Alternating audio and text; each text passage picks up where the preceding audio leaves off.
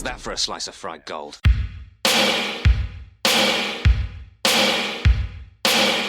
think this is a fucking costume? This is a way of life. I'll be back. There's a flesh wound. I'm not gonna hurt you. I'm just gonna bash your brains. Take your sticking paws off me, you damn dirty ape! I'm sorry, Dave. I'm afraid I can't do that. It's alive! It's alive! It's alive! I guess everyone's entitled to one good scare, huh? We got to start this like it's a new episode here. It's like a week later, and well, hello, welcome to Cinema Shock. It's the fucking podcast exploring the stories behind your favorite cult and genre films. We probably lost half the audience because fucking right at the beginning, I don't think you can do that. I think there's a rule against it, but anyway, we're three guys who do all the research, so you don't have to. I don't have the exact intro I did last time memorized yet because we haven't had a chance to go back and listen to it because it's really the same day. But in either case, we're three friends. We do all the research. We talk about movies. We tell you everything you ever wanted to know about a film and the people who made it. That's what we do here. And I'm one of your hosts, Gary Horn. Hey, I'm co-host Justin Bishop. And I'm writer-comedian Mr. Todd A. Davis. Well, we all know that the Titanic began to sink. We're but hosts, Todd. All right, Justin. I'm sorry. I just noticed that. It's like I'm a host. I'm one of your hosts. I'm your co-host. I'm writer-comedian. Yeah. Not just a lowly host. I am your third. I am the third wheel. How about that? Folks, just like the Titanic, this epic episode of Cinema Shock was just too big. And as we began to sink down into the depths of the details regarding this production, we had to crack in half and let the back half fall on a bunch of people and kill it. So welcome. Is that this half? Yeah. That was the first. Yeah, the first half. Well, I guess the first half is already down. But now the back half, the half that we are, we cracked in half and we've landed right here in your ear holes for part 7 of our series covering Jimmy Cameron's career in our series titled The Man of Tomorrow. So this is like when you watched Titanic back in the day and it was on 2 VHS tapes. Yeah, This is VHS tape 2. Yeah. Except I think we had a better ending to our first half than the first VHS. How did the first VHS end? I was going to ask that. That's I couldn't remember where I couldn't remember where. I think it's like when they see the iceberg, right? It's right around there. That's where that's right. That's halfway through the movie. Yeah. So that's where I would end it. That's interesting. I would like to know that because I never thought about that until right now. Where did that movie split in half? Where did they end it? I just watched the Blu-ray, but I'll tell you what, I hope nobody's dead because of anything that we did. I've been thinking nonstop about my River Phoenix joke from last episode. So well, he's long gone. So where did Todd go? Todd can you hear me? I can hear you. Okay. I don't know what happened. Oh, guys, I'm so sorry. Oh, well, this is why we should do more live shows. This is what happens when you have an unsinkable ship that is Cinema Shock. Small things go wrong, and then before you know it, our ass is up in the air and cracking in half, and falling on people and killing them. What's funny about it is that when you were talking there, the first thing I thought of is the unsinkable career here is your comedy career. And so it just won't end. Ironically, the only thing keeping it afloat is the fact that your back half is up in the air half the time. So, that's fair. Well, okay. So where we ended, I don't remember where the VHS of Titanic ended, but where we ended was we've cast our Jack, Leonardo DiCaprio. We've cast our Rose and Kate Winslet. We have gotten the green light from Fox, but they've given us some conditions, and one of those conditions is, hey, yeah, we're going to give you $110 million, but you've got to have this movie out by next July. That's going to be tough, but we're going to go ahead with the assumption that we're going to release this movie in July of 1997. So by the time that Fox has given the green light and given all these conditions, Cameron, he'd already started scouting locations as if the movie had already been greenlit. He was ready to go, So he eventually decided on a stretch of land in the rundown resort town of Rosarito, Mexico. It's about an hour or so south of the U.S. border. The idea was to build the Titanic set along the shoreline so that they could use the real ocean, the distant ocean in the background, the sky, the natural sunlight to all make the scenes on the decks of the Titanic look real. So within 2 weeks of when Fox gave the project the green light, the set was being built on that stretch of the Baja Peninsula.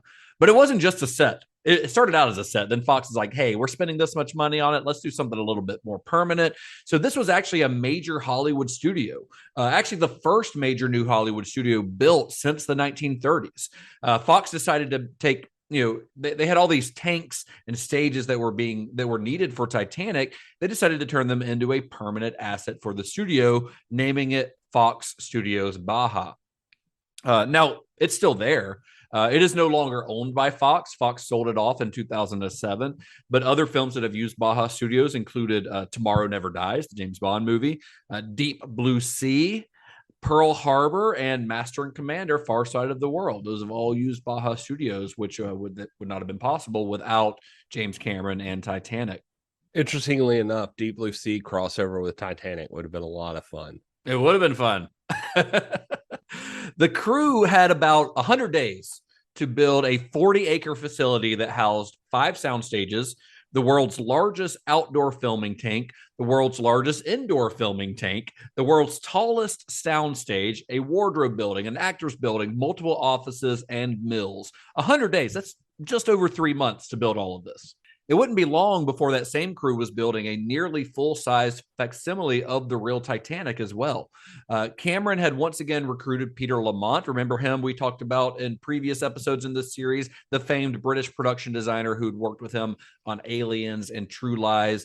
He comes back along to help design this Titanic. Now, Lamont, at this point, he was in his late 60s. He was considering retirement, but he could not pass up the chance to recreate one of the most famous vessels of all time. He and Cameron designed a 10-story, 775-foot version of the Titanic, built to scale, except with about a 60 to 80-foot section from the middle of the ship removed so that it could actually fit onto the land that Fox owned. So they had to cut little bits and pieces out of it. But you'd never tell. I thought it looked a little small, but I thought, the water's cold. Okay. So, and these guys were not fooling around when it came to building this Titanic. When Lamont had his first meeting with Cameron about the design of the film and the ship, Cameron said, "This is the Titanic, no compromise." And that's a stance that they held throughout the production. So you got to think they're building this, and we know James Cameron. He's a stickler for details. He wants everything to be as historically accurate as possible. But none of these props existed, and because they would be wrecked by the end of production, they couldn't be rented. They couldn't rent the china, for instance, or the silverware, because by the end of the movie they would be completely wrecked. They'd be underwater. They'd be destroyed. So they actually had to manufacture them. Everything on set was created with the utmost attention to detail. The china, the furniture, all the way down to the ashtrays, which have the White Star logo on them. The silverware has the White Star logo on them. These were all accurate reproductions of the items that were on the actual Titanic. The carpet patterns were actually obtained from the original manufacturer who still had the designs in their files. Oh, so wow. Yeah. Jeez. And they couldn't half-ass this stuff. When they're building these sets, building, let's say the grand staircase, which is one of the big sets of the film, they used actual wood. They used oak, because if a lot of movie sets are built with lesser materials. They're built with foam. They're built with plastic and rubber and things that are cheaper to produce. Then you just paint them to make them look like wood or whatever. Well, you can't do that when you're going to be wrecking the set with water, because certain things float a certain way, right? So you have to have real wood to make the destruction of that real wood look real. And because very few photos of the Titanic's interior existed, the sets were mostly based on its sister ship, a ship called the Olympic, which was almost an exact replica of the Titanic, only a little bit smaller. And the book that Cameron used to sell the movie, which we talked about on our last episode, that became the set Bible. And Cameron actually invited its authors to walk the decks when the ship was under construction to kind of get their approval, but also kind of to like show off, like, hey, look what I'm doing. Like, you know. I appreciate that you're willing to say that, but yeah, like it's well, and they even got like, I mean, God, like Well and Devitt company, who manufactured the original Devitts. It was like the pulleys that the lifeboats were attached to. They came through and built like stuff off their old designs. Like he was dead set on making this fucking thing as historically accurate as possible, whether or not anybody would notice. I mean, people do, but yeah. So one way that the film Titanic differed from the real Titanic was it was only half a ship. So during the build, they only completed one side of the ship, just to save on costs, because it's a huge construction project. Then to create the illusion of the other side of the ship, Cameron would actually flip the film picture in post-production, which required every sign, uniform, and logo to be created in a mirror image, which is much cheaper than building the other half of the ship. It's annoying because they talked about like in the opening stuff, like where they're on the harbor, they ended up like, shit, like that the side that would have been attached to the harbor is not the side we have. Right. And so they had to like work to like flip the side of the ship, you know, like to Cameron was determined to have it facing the right way when it was docked. And one reason that they had to build it facing the other way was because of the direction of the prevailing winds where they were filming in Mexico. Like the prevailing winds would blow in a certain direction, and that would blow the smoke coming out of the smokestacks, which would give the illusion of movement, right? So, but then Cameron, you know, because he's a stickler for accuracy, he wanted the correct side of the ship facing the dock. So in the scenes where the ship is docked, if you look at behind the scenes footage and stuff like that, every shot had to be flipped. Like all the crew members, their uniforms and everything were produced as a mirror image. It's pretty wild. Yeah. Jeez. So while all these enormous sets are being built in Mexico, Cameron was back on the Keldysh off the coast of Halifax, back on the Russian ship, where he would shoot the present day scenes with Bill Paxton and Gloria Stewart. You know, he's back on the ship that took him below the surface of the Titanic, but now he is actually filming on the ship as a set. Because Cameron really wants to be on the research ship. That's all. That's really what it is. So along for this shoot were Cameron's trusted Steadicam operator, Jimmy Muro. We've talked about him in previous episodes. And then a new team member, cinematographer Caleb Deschanel, who is, yes, he is the father of Emily and Zooey Deschanel, in case you were wondering. What? All right. And his wife, Mary Jo Deschanel, she's an actress as well. She's in Twin Peaks. So, yeah, a whole Hollywood family here. But Deschanel was a well-established, award-winning cinematographer who was known for his beautiful natural lighting on films like The Natural and The Right Stuff, which made him kind of perfect for a period piece like Titanic. And another new hire on the film, a new member of Cameron's crew, and one that proved to be very important to Titanic's success, was a 35-year-old producer named John Landau. Landau had been with 20th Century Fox for the last 5 years before this as an executive vice president of feature production. So he and Cameron had worked together on that level. And then at the Strange Days premiere, which we mentioned in a previous episode that James Cameron produced and did some uncredited writing on, at the premiere of that film, Landau kind of offhandedly mentioned to Cameron that he was considering going back to producing. And there are some people that say that he said that just because he specifically wanted to work on Titanic, that he was going to go back from being an executive to a producer just so he could work on Titanic, but who knows? Yeah. And he's got a great resume. I mean, when he was working for Fox as a VP, he had worked with Michael Mann on Last of the Mohicans. He had worked with John Woo on Broken Arrow, Jan de Bont on Speed. And before he was an executive, he had worked as a co-producer on Honey, I Shrunk the Kids and on Dick Tracy, big money makers. Wow. Cameron discussed it with Ray Sancini, and the two, they'd had a good experience with Landau on True Lies when he was working on an executive level. They liked the guy, so they decided to bring him on as a producer on Titanic. And he very quickly became Cameron's right-hand man, the guy who would help him solve a lot of the film's logistical problems. I mean, more so than a lot of producers are all about making the movie working with the studio, making sure the director is working within a budget, things like this. Landau really was on Cameron's side for the entire movie. Like, he was there for the greater good of the movie itself. So, all right, we're back on the Keldysh, right? So they're shooting what seems to be probably the most straightforward section of the film, right? The wraparound scenes. But even this, the first thing they shot in the movie, other than the underwater shot, but the first thing they shot with, actors and stuff, even this kind of started off on a rough note when 90% of the crew, including James Cameron, became violently ill after eating bowls of mussel chowder that had been delivered by a caterer. So this all began when Gloria Stewart stand-in. They were helping line up a shot with Gloria Stewart stand-in, and her eyes rolled back into her head, and she fell to the floor. Ooh. So Cameron immediately suspected the chowder, assuming it was food poisoning. He ran off to the men's room. He thinks he's going to induce vomiting so that he doesn't get sick, which he does. He says he says his like bowl was like changing shape.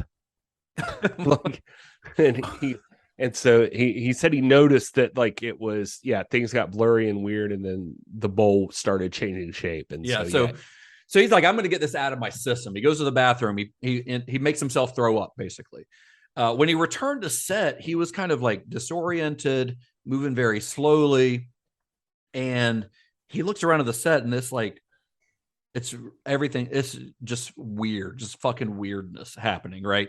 Yeah. And everyone's getting sick. Everyone's like off. Everyone's acting strange. Those who had not eaten the chowder began taking everyone else to the hospital. And it's at the hospital that things got really, really weird. There were people in the hallways of the hospital. And this is a really small hospital in like Nova Scotia, right? There's like one doctor and one nurse. Yeah. This isn't like a big hospital. You've got people in the hallways moaning and crying, wailing, collapsing on gurneys.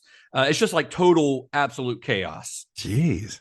Caleb Deschanel, the cinematographer, he was there. He was leading a conga line in the hallway. Jimmy Murrow was demanding to speak to a priest. So Cameron started to think maybe this isn't food poisoning. He started to think maybe somebody had like spiked the chowder. Maybe there was some kind of street drug that had been put into the chowder. So at one point they're in the waiting room, this hospital. Cameron looks over and he saw his second AD. Her name is Christy Sills. She's talking to the doctors because she's kind of taking point. Like she's like, somebody needs to talk to the doctors, figure out what's going on, and I'm going to take charge. So she's doing that. She calls James. Sorry to jump in, Justin. He actually, like in one thing I read, said this was like when he was realizing things were going weird. Like he describes this as on set. Like this is like it started getting weird earlier. I mean, I'm going by the recollections that were in the Paula Parisi book, the Titanic and the Making of James Cameron. Where in about it one pretty of the, in depth. I think it was in the Blockbuster podcast. They're saying that he said he was talking to her on set. He saw her and he called her on the walkie, and was like, "Christy, what are you doing?" And she says, "Well, I'm talking to the doctors and blah, blah, blah." And he's like, "You know that I am talking to you on your walkie and I am standing right in front of you." Yeah. At which point she basically lunged at him. They're like, they're a few feet away from each other. She lunges at him and stabbed him in the face with her pen. So Jeez. He said she was just like standing there, like talking to people like that weren't there. And she thought it was the doctor. Yeah. And she thought it was like, he called her and was like, "What are you doing?" And she's like, "I'm talking to the doctors right now." And he's like, "You're right in front of me." And so they did run a toxicology report later that showed that a pound of PCP had been dumped into the caterer's soup. Whoa.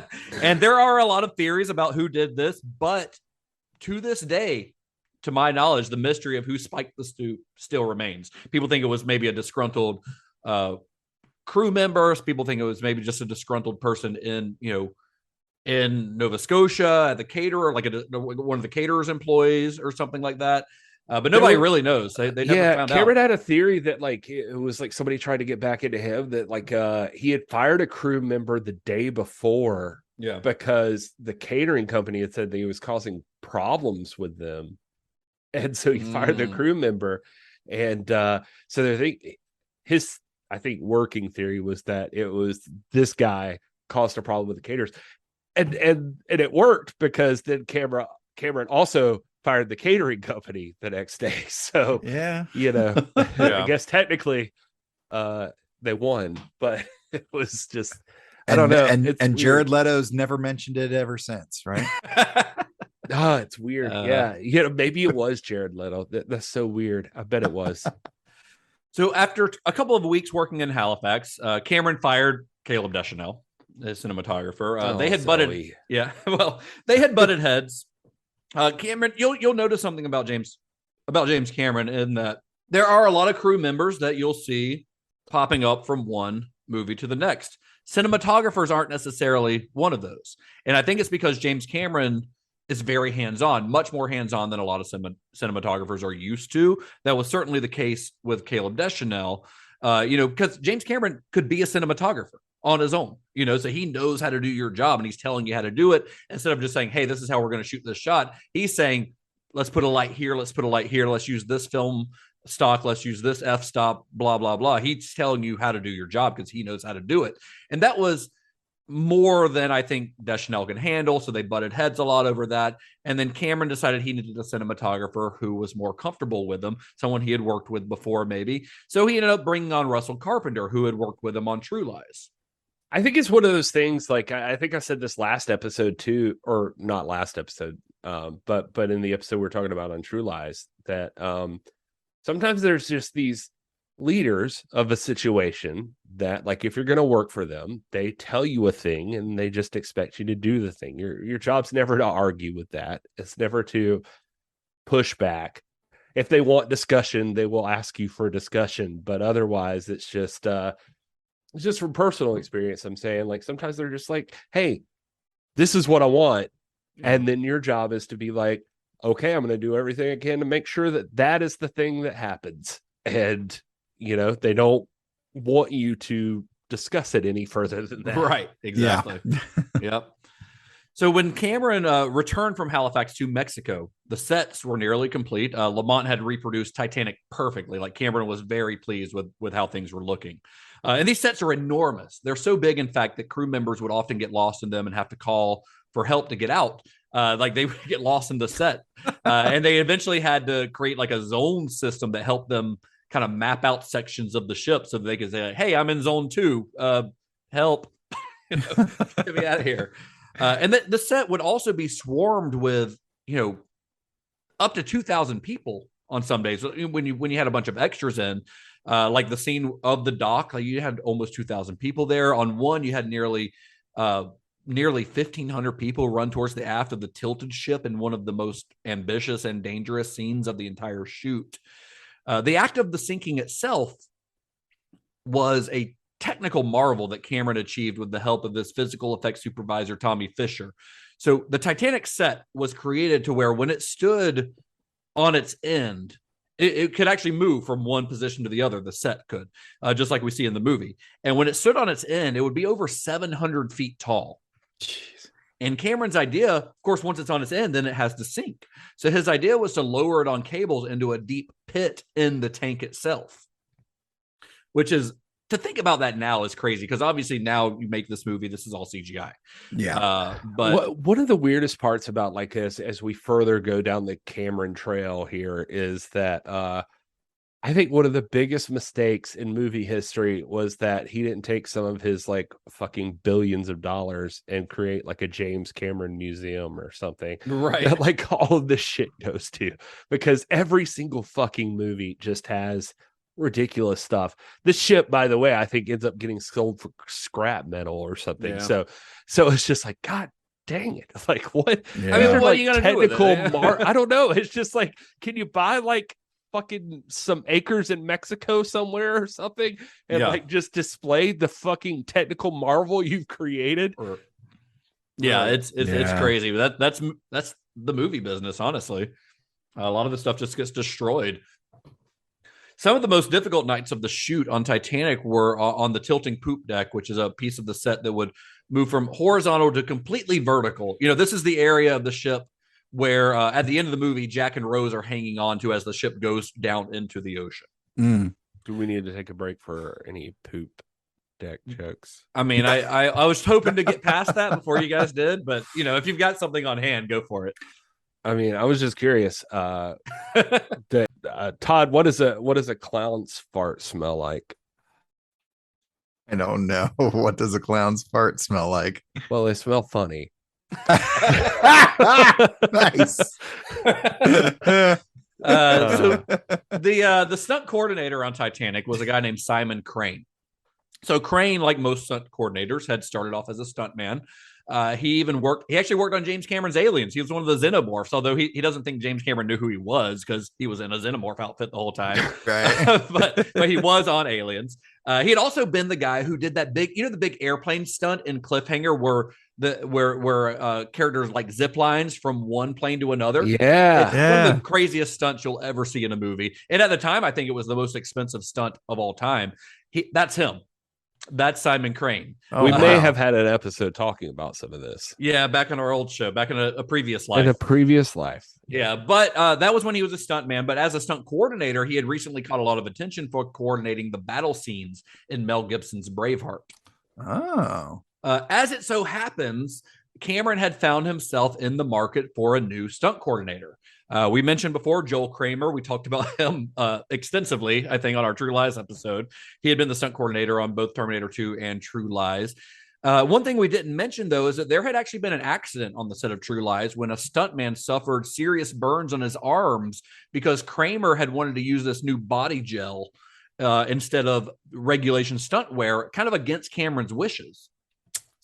It was actually the first time that emergency medical treatment had been required on the set of one of James Cameron's films, which he was pretty upset about. Because believe it or not, despite the fact that James Cameron kind of comes across as a daredevil, he likes to ride motorcycles in the desert and shit like that in his free time, but he's actually a sucker for safety, especially on the sets of his movies. He prided himself on keeping his sets as safe as possible for both the cast and the crew.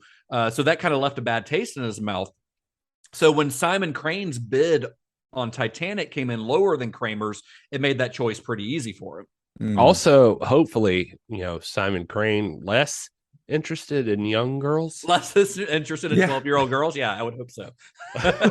So there was, he's got that working for him. But Titanic, for a movie that's generally considered a romance, I mean, it is packed with stunts. And that tilting poop deck scene is the most ambitious stunt in the entire film. Do we need to talk any more about I don't think so. No. All right. Just curious. So this set, what do flies politely say to each other, Todd? I don't know, Gary. What do flies politely say to each other? Is this stool taken? That's a good one. That's a good one. Is it? So I was just curious if anybody's ready for a poop joke. I know most of them stink, but that's all the time we have on. We're done. I like poop jokes. I think they're the shit. But anyway. Oh god. Oh man, where was I? I don't even remember. All right, so we're doing the sequence where the Titanic's sinking, right? Yeah. So what this set, it was tilted using hydraulics, which is a process that took several days. They actually had to it took 5 or 6 days to get from a vertical to a horizontal position, which they actually did over Christmas break, I think. they used that time to let it tilt the whole time. So once it was vertical, 100 stunt performers would be dangling and jumping from it. It was a stunt that the stunt crew had rehearsed for weeks because any mishap could be potentially fatal. You could get seriously injured. You could die if you did it wrong. Mm-hmm. And in the end, there were a couple of injuries, all kind of on the same night because this went on for several days. But there was one stuntman who broke his leg. Another stunt woman missed her landing and hit a piece of the set. She broke a rib. Are we sure Joel Kramer wasn't there? That's like his MO, right? Is it? Lasha Dushku, didn't she break a rib? Oh, she did break a rib. Yeah, you're right. Yeah. But no, he wasn't there. And another stunt woman broke a cheekbone. So there were injuries all like kind of back to back to back. And this kind of concerned James Cameron. He got started to get worried that the way they were doing this stunt might be a little too dangerous. So he hops on the phone. He calls Rob Legato. Rob Legato was supervising the film's visual effects at Digital Domain. He asked him if there's anything that you guys can do to pull this scene off. As it happens, Legato was on the verge of creating realistic CGI people using motion capture.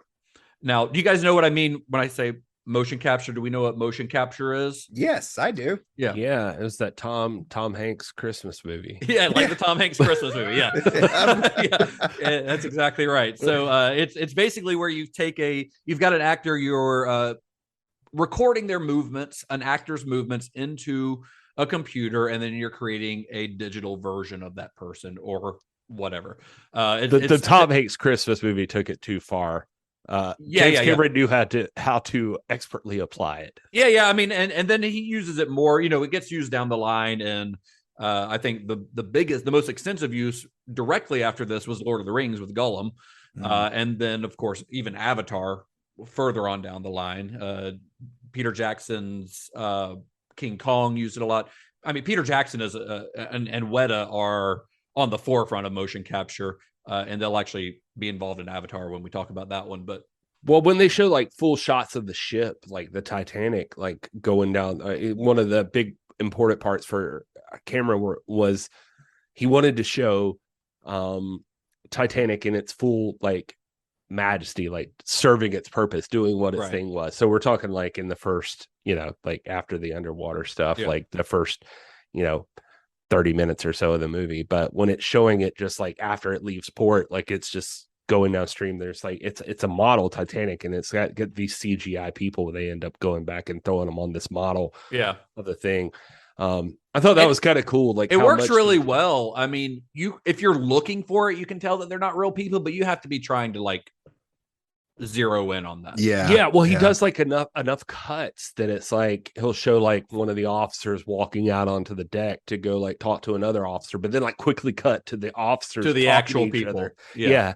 And so it works really, really well. He also did really cool things. It's just a side note, just how significant detail is to him is just that, like, I mean, even that opening stuff with the dolphins going along the bow of the ship, like going on, he was just like, that's the thing that happens, dolphins do that. And so I wanted to really include that. So they had like filmed like some of the scenes with like even a Navy vessel like going along, and they replaced it with the Titanic and had actual dolphins. And so, I don't know, anyway, just the fucking guy, he's so detail oriented. He really is. So weird.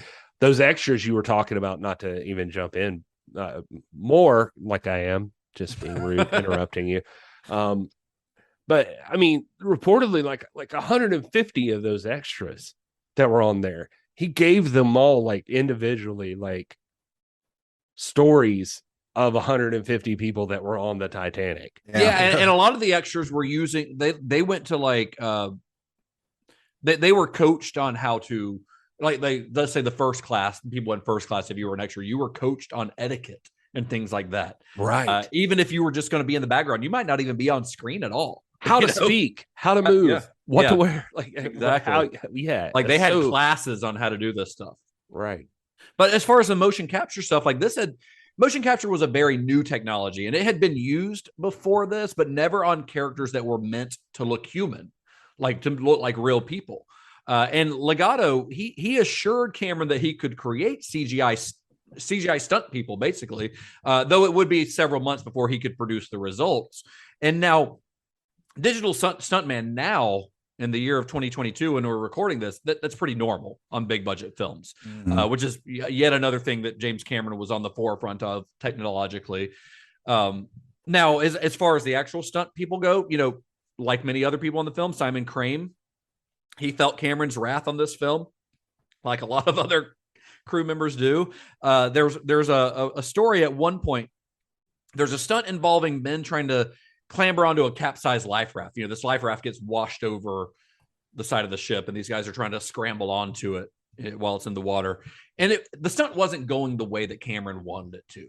It was a difficult stunt, and it took about 2 hours to prepare every single time they needed to do a take.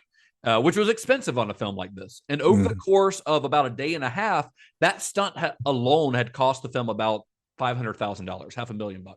Jeez. So Cameron's losing his patience at this point. He's screaming at Simon Crane. He says, "You said you could do this. What is wrong with them? Do it now." And Cameron replied, "You're lucky that they got it over," meaning the lifeboat, which had to be flipped in the water in the tank that they were in. To which Cameron said, "What do you mean we're lucky? That's their job." So Crane, they're on set, right? They're on set. He yells across the set, "Go fuck yourself," to James Cameron. Oh, And this is in front of the entire crew. So Cameron is livid. And he's fine with crew members disagreeing with him, bringing their, issues to him, but he wants it to be done in private, not shouted in front of 30 other crew members, which completely undermines his authority. So Cameron says, "You know what? You're fired." They're on set, fires him. Crane stormed away from the set, and the 60 stunt people who worked under him on Titanic followed him in solidarity. Eventually, Crane came to Cameron to apologize, thanks to John Landau doing a great job as a producer, because he knew that losing an entire stunt team is going to cost a lot of money. And he didn't relish telling that to 20th Century Fox. So he facilitated this. Cameron wanted Crane to apologize in front of everybody.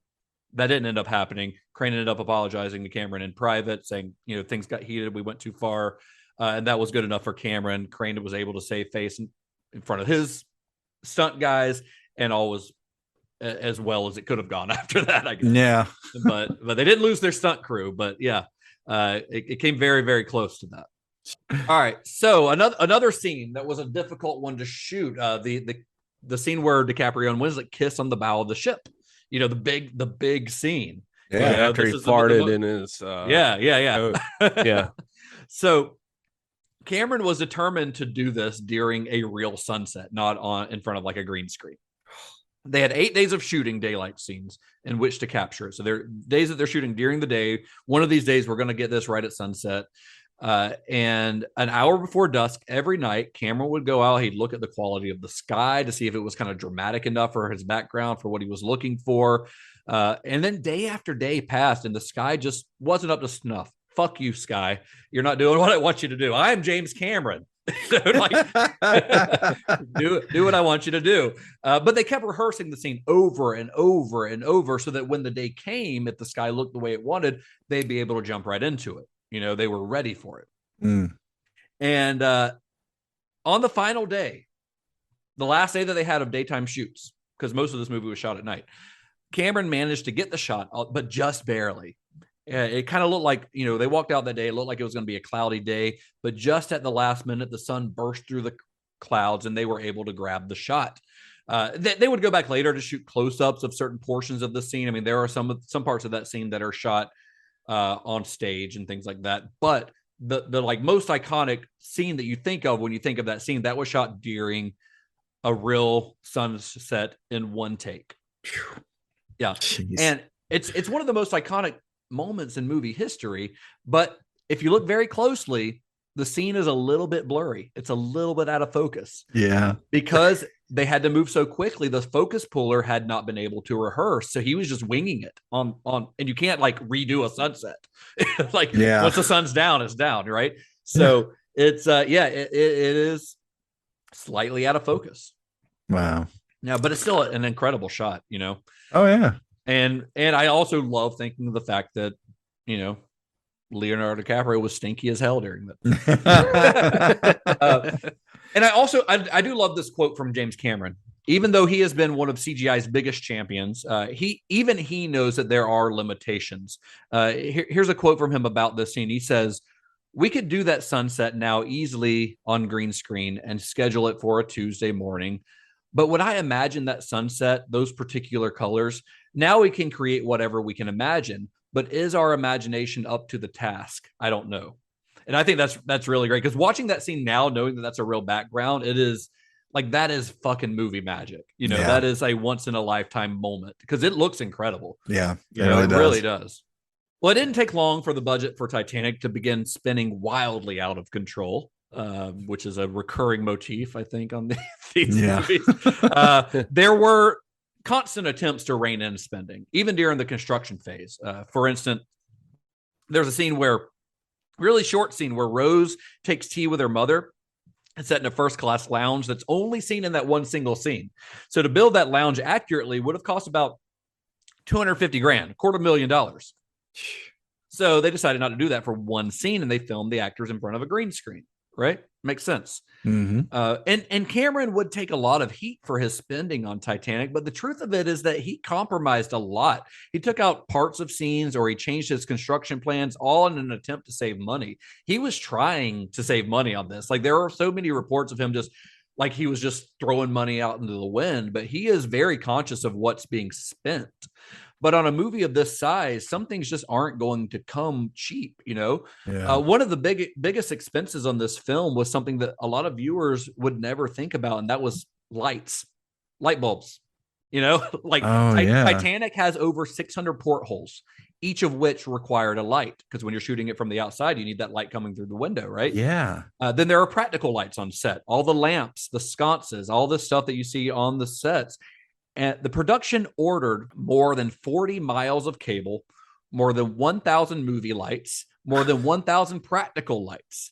And Fox got wind of this and said that you guys aren't spending this money right. You're not using your resources correctly. So they sent some of their lighting experts down to Mexico, who, you know, walked around set, got a view of everything. And you know what they said?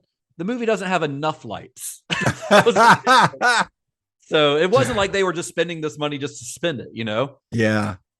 But those excessive costs had started to be reported in the media.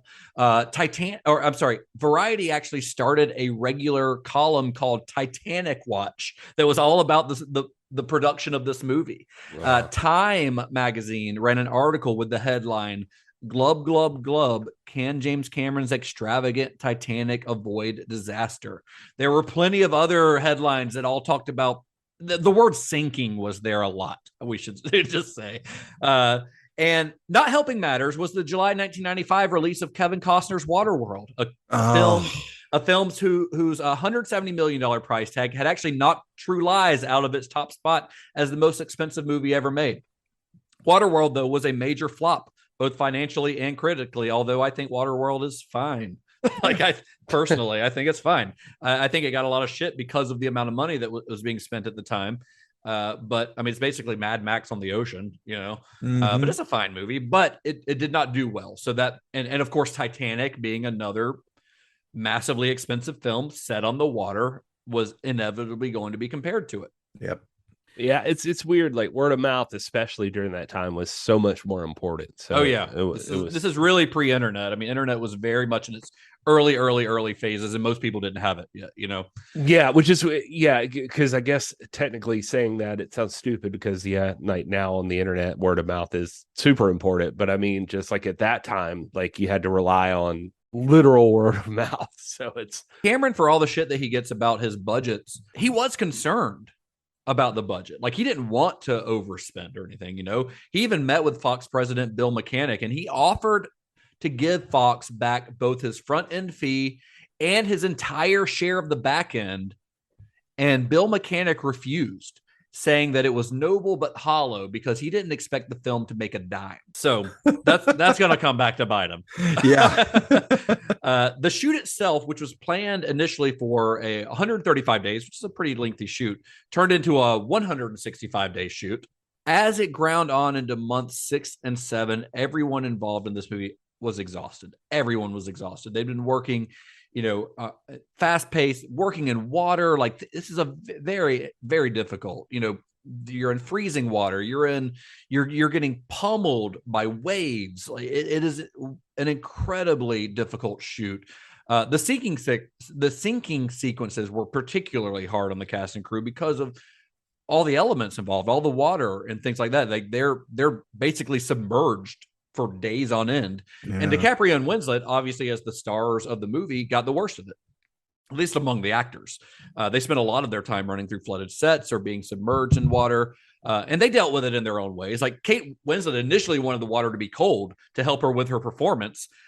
She changed her mind later on. But Leo, as Steadicam operator Jimmy Muro put it, quote, was such a pussy he wanted heated water. Leo with the good reputation. It's really okay for him because most of his current girlfriends wouldn't have been born at this time. Yeah, that's true. Wow, Gary, I've never heard anybody make that joke. Right. Yeah. Okay. So low hanging fruit, but I'm not the stand up here, so it counts. That's right. You're not writer comedian. That's right. Leo hemmed and hawed a lot about having to work in the water, but Kate Winslet, on the other hand, never really complained despite her discomfort. And although she was never in any physical danger, because like they had on The Abyss, they had safety divers on the set of the Titanic. But the production left her shaken, especially in a sequence where her and DiCaprio are running. They're running along the flooding ship, and they're blocked by a closed gate. You know the scene I'm talking about. Mm-hmm. During the filming of that scene, her coat got snagged on the gate, and she was actually stuck underwater, unable to breathe. No, like she got stuck. She couldn't get up because her coat was holding her down. Yeah, so it was a little scary for her. And she would later say that Titanic was the first time in her life that she'd been on a film set and think, I wish I wasn't here. Granted, we've talked about this in previous episodes. A lot of times when James Cameron's actors get interviewed immediately following the shoot, they have things like this to say. Ed Harris was the same way on The Abyss, but they later, once that all kind of wears off, they have nicer things to say. Kate Winslet is very appreciative of her time on the Titanic. It made her career. I mean, I mean, there's this weird stuff. Like James Cameron doesn't believe in bathroom breaks apparently, and so they had to let it go in the water sometimes. Yeah, I think we talked about that on True Lies. Yeah, so. And a lot of the people came down with colds, flu, kidney infections after they were in the cold water. Yeah. Including Kate Winslet. I think she got mild hypothermia. Yeah, well, they were wearing hip waders at first, and then after several incidents, those filled with water, so they switched to wetsuits. Kate Winslet obviously couldn't wear a wetsuit for a lot of her scenes, and so she ended up with hypothermia. A lot of people left, the stuntmen that broke bones, and people were just exhausted. And so, absolutely draining shoot for everybody. Winslet said in one interview, there were just days you woke up and you were like, please God, just let me die. Just I don't want to be here anymore. I don't want to be here anymore. And James Cameron was not immune to this. I mean, and once the shoot was done, he still had to face the monster ahead of him that was post-production. And he was just like many of the cast and crew, he was exhausted. He was drained, probably more than anyone else, because as we've talked about, James Cameron is not going to ask anyone to do anything that he's not willing to do. He is in there in the shit, like in the scene where the last scene that they filmed in this was the scene of the captain going down with the ship. They'd shot Bernard Hill's scene earlier, of him walking into the bridge, but the scene with the where the glass actually breaks, the water rushes in. That was obviously not Bernard Hill. That was a stuntman, and James Cameron was the cameraman for that scene. Yeah, he was there with a breathing regulator, wearing a wetsuit, breathing regulator, handheld camera, and that water rushed in and it hit him. It basically threw him against the wall. Like he is getting in the shit on this more than anyone else, or as much as anyone else. Yeah. So that actually went well, but that's where I was thinking on last episode I was going to talk about Tequila, because he talked about just being there. It was an all-night shoot. They were making up for lost time. He had emergency oxygen in case he had to supply it to the stuntman because they weren't sure, but it all ended up going okay. And then afterwards they had a wrapping party, and whoever was still left, James Cameron hung out with him, and he said he finished half a bottle of tequila, and he finally said, okay, it's time for me to go home. Yeah, he was already asleep by the time he got to the van before it even left the studio. But he still had a long road ahead of him. I mean, he had enough footage for a 4-hour movie. At this point, he was wildly over budget, and everyone assumed that this movie wasn't going to make a dime. His movie, his passion project, was the laughingstock of Hollywood, and it wasn't even out yet. It wasn't even finished yet, and he was already kind of the laughingstock. He was the butt of a lot of jokes, you know, and he still had to go through pre-production with that in mind. Do you think this is because he's got like such an ego, or is it because I don't know? Like, I mean, dude, if you read like the articles that were coming out at the time, like everyone was shitting on this movie, thinking it was just going to be a well, it's disaster. like it's popular to like be cynical about something when somebody's so like gung ho about something, and so I'm just curious if like a lot of his. Maybe now it's not the time, but I'm just kind of thinking like, I wonder if like people at this time, like, because this movie got so much press like before the movie was even fucking done. It's like, are these people they just want it to fail because fuck this guy? Yeah. I don't know. I really don't, I don't know what. I mean, obviously they figure his numbers up. He's had such success so far. They're like, okay, this is it. He's bitten off more than he can chew. Yeah, maybe that was the thought behind it. Yeah. Well, Titanic would be the first film where James Cameron received an editor credit. He had tinkered around with editing on Aliens and True Lies, but on Titanic, he was actually a full-fledged and credited member of the editing team, which also included Richard Harris, who had worked with Cameron on True Lies, and eventually Conrad Buff, who had been working with the director since The Abyss. For the special effects, it became clear that this was going to be far too large of a project for Digital Domain to do alone, especially with a looming summer release date. The production expanded from one effects house to 17 effects houses in order to speed things along, which I don't think we mentioned it on our True Lies episode, but it's kind of commonplace now for multiple special effects houses to be used for a movie. True Lies was actually the first film ever to use multiple special effects houses. Huh. Yeah. Thought that was interesting. Yeah. Another first for James Cameron. Yeah. Look at that. First among many. Although he does claim credit a lot of times too, because I saw some interviews with him and he kind of implied that. I was like, oh yeah, we did most stuff. People had to put some like fog in their breath because they're in the cold. Like he did not seem to want to say like, you know what I mean? Like he was just implying a lot. The Digital Domain did the most of it. Right. Yeah. But yeah, I don't know. 17 film houses, I don't think they were all doing fog breath. So by May of that year, it was pretty obvious that they were not going to hit that July release date. He still had to do ADR with the actors. He still had to score the film. He still had to do the sound mix. There were still hundreds of unfinished effects shots. So he calls up Fox. He talks to Peter Chernin. He told him that a summer release date, he didn't say he couldn't make it, but he said it would compromise the quality of the film. He never said, I can't do it. He just basically told him, hey, if we're going to try to hit this release date, this is not going to be as good of a movie as it could be. Hey, and that carries a lot of weight, by the way. I saw like where like Harrison Ford had Air Force One coming out in 97, like around like literally on the same date that Titanic was originally scheduled for. Yeah. And when he found out about it, he demanded that Paramount push the release date to a different time on Air Force One. And the studio agreed because Harrison Ford carried a lot of weight and they were like, oh, he's never going to do another movie again. And I think when Titanic ends up being released, it's like poor Kevin Costner during this time. The Postman comes out like the same day. That's rough. That's rough. Well, Fox did end up biting the bullet and they pushed the release date from July to December 19th, which gave Cameron a bit of breathing room to finish the film. Yeah. To be honest, it's pretty respectable, especially. Can I get it done? Yes. Is it going to be worth it? Like, it probably can be, not. Give us more time and it'll be better. Yeah. I think that's definitely more respectable. I agree. Well, that July, they were originally planning on doing this when Titanic was released, but since the movie got pushed back anyway, they decided to still go ahead with it. But Cameron ended up marrying Linda Hamilton. Too bad. He already met his fourth wife. Well, well, the two had been dating off and on since the filming of Terminator 2, and they had a daughter together. And it was Cameron's fourth marriage. This was his fourth.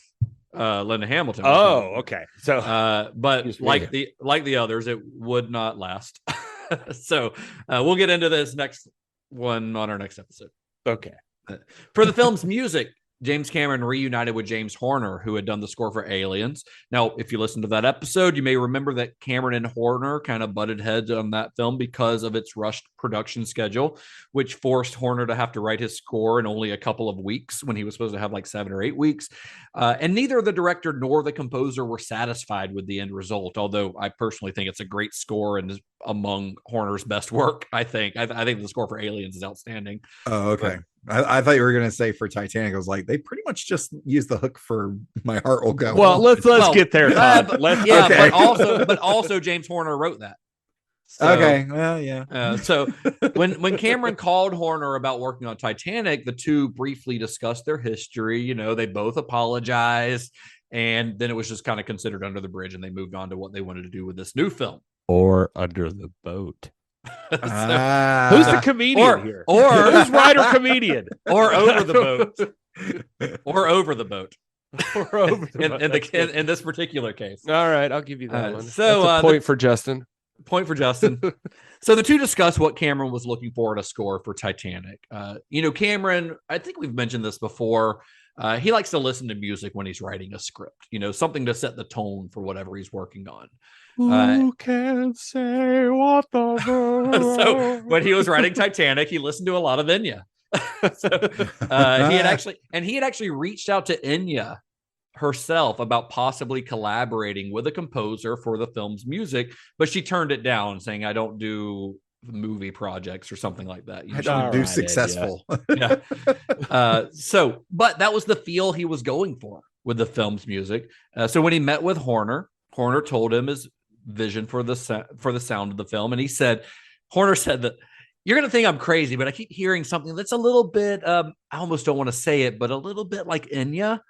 And Cameron says, "Oh, bullshit. Somebody told you to say that." Clearly, they were either on the same page or someone close to Cameron had maybe let Horner in on what Cameron had been listening to lately, which I think is more likely.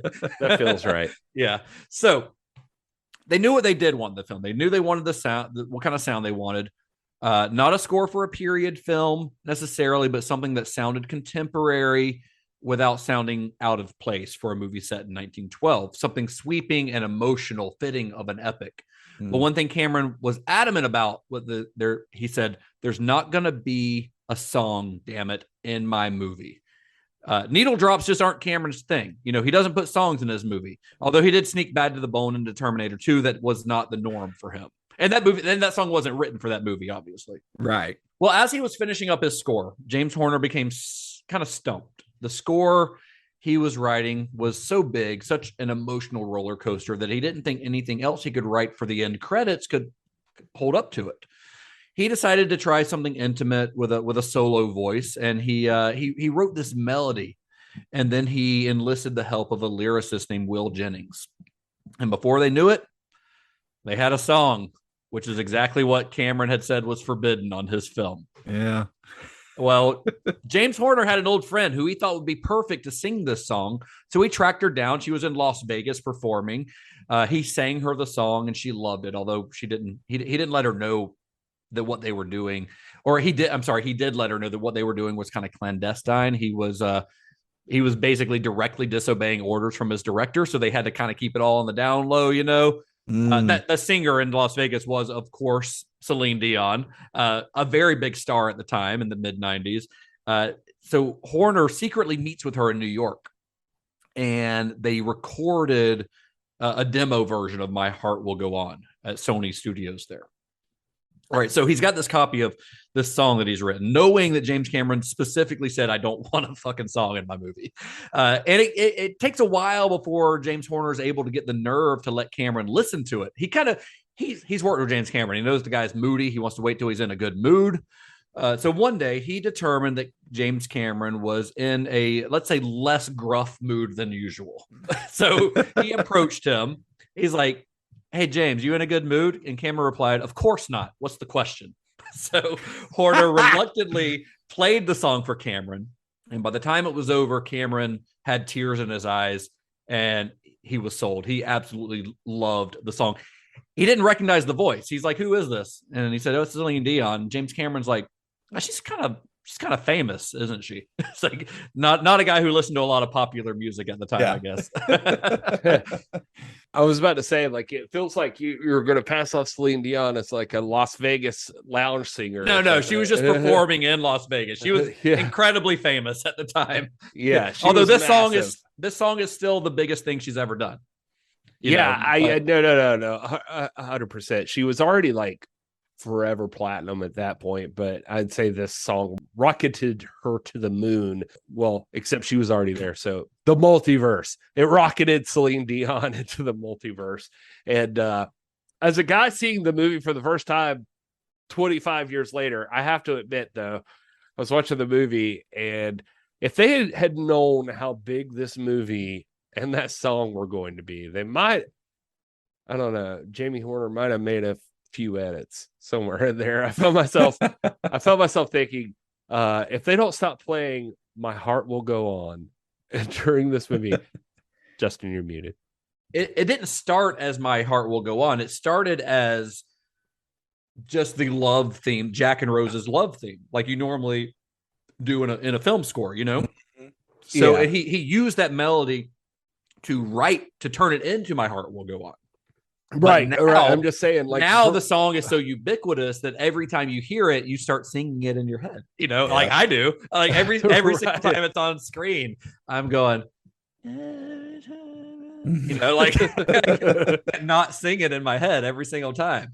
I saw an interview with Kate Winslet before he re-released this in 3D, which I'm sure we'll talk about some other time. But she said in the interview that she dislikes the song My Heart Will Go On. She's probably just fucking sick of it. Celine Dion probably hates singing it, but it's made her millions of dollars. She said, Kate Winslet said, I wish I could say, oh, listen, everybody, it's the Celine Dion song, but I don't. I just have to sit there, you know, kind of straight face with Can a you massive imagine internal eye roll. Can you imagine? It haunts me. Let's say you were out at a restaurant and you look across and there's Kate Winslet. Say, oh man, Kate Winslet's here. Look, that's cool. That's cool. And then that song comes on. And what if you made eye contact with brother? Let me tell you. Did you see the late? I saw it on Reddit. I should have shared it, and I meant to. But it's like Noel Gallagher at a restaurant, and Wonderwall comes on, and the whole restaurant starts singing it at him. I love it. And he's there with his family. Like, how fucking weird. I love that. Like, it's oh man. Oh, I love that. Especially knowing how cranky he is anyway. Yeah. Oh man. All right. No, that's always the thing with like even Billy Corgan, like where like you get into like people's attitudes or the stories that come out of like projects people made and the fights that people had and blah blah blah. And like he 100% one day was just like, everybody fucking loves Oasis, and Noel and Liam Gallagher like constantly talk shit about each other. Like they both hate half of Oasis. So anyway, the first test screening for Titanic took place, of all places, in Minneapolis at the Mall of America. And here's what they did. So a lot of times when they do these test screenings, it's very like secret. You know, they don't tell people what they're seeing. It's just, hey, do you want to go see a movie for free? And then you have to answer some questions afterwards. Most people are going to say, yes, I'll go see a free movie. They actually told these people that they were seeing Great Expectations, the Gwyneth Paltrow one, you know, that came out in the late 90s. They thought they were going to see that. So there was a lot riding on this test screening. Remember, James Cameron hates test screenings ever since The Abyss. But he was confident that he had a good film. But he also knew that Hollywood and the media seemed to be rooting against him and his film. They almost wanted him to fail. So this test screening would be the first time that they got a feel for how general audiences, the ticket buyers, would react to Titanic. And it's funny, in this book, the Titanic and the Making of James Cameron, Paula Parisi, she has this weird little anecdote where she interviews this one kid who went to see Titanic at this, and he thought he was going to see Great Expectations, which was not his thing. He was like 15 years old, you know, going to see a Great Expectations was not on the top of his list. But he's like, you know, I heard that Gwyneth Paltrow shows her boobies in it, so I was down to go see it. But he didn't get to see Gwyneth Paltrow's boobies, but he didn't get to see Kate Winslet. So there's that. I was about to say, and to keep that PG-13, by the way, you could do it during the art scene, but you couldn't do it during the car scene. So right. It can't be during fucking. Yeah, you can't be fucking and show boobies. No, they just got to be. But if they just want to display them while laying spread eagle on the fucking couch. She wasn't spread eagle. I mean, come on. Well, I mean, she could have been. Yeah, they didn't show her from the waist down. That's true. And you know what? The part of movie magic is my imagination takes it places that it didn't really go. Yeah. Well, so they started showing this movie. The first few minutes were hard to read. First of all, everyone thought when they started seeing the Titanic footage on screen, of course, everyone knew about Titanic because, again, it had been all over the media. They thought they were just seeing a trailer for it before Great Expectations. So they didn't really know what to think. So they were kind of confused, and they were silent. They were wooden, but then that moment where after the initial, wraparound scene where you get this moment where the footage of the Titanic wreckage transitions into the 1912 footage. It's a great shot where it shows Gloria Stewart's head, then the monitor behind her has the Titanic, it zooms in on that, and then that transitions into the Titanic. Absolutely great transition. There were a lot of like oohs and ahs, during that scene. Like people were really into it. Yeah, okay, but don't make me pay for a ticket to a fucking movie. They didn't pay for it. It was free. Okay. This is all free. They were invited to a free screening of Great Expectations. They were bamboozled into watching Titanic. It's a free movie either way they go. Right. All right. So they watched the movie. Cameron is there. The Fox Studio suits are there. And at the end of the screening, they hand out these test cards to get the reaction from the audience. There was a lot of avant-garde artists in the audience that were like, this is the weirdest version of Great Expectations. Ever seen? I love it. I don't remember the boat in Great Expectations. I love it. This is exactly what I hoped for. So at the end of the screening, they got these test cards back, and they were the best that Cameron had ever had for any of his movies. Wow. They were, in fact, some of the best test screening cards that anyone that worked at Fox had ever seen after a test screening for any movie that they'd ever released. Wow. There were some complaints, a couple of scenes during the sinking section of the film, some audience members felt went on too long.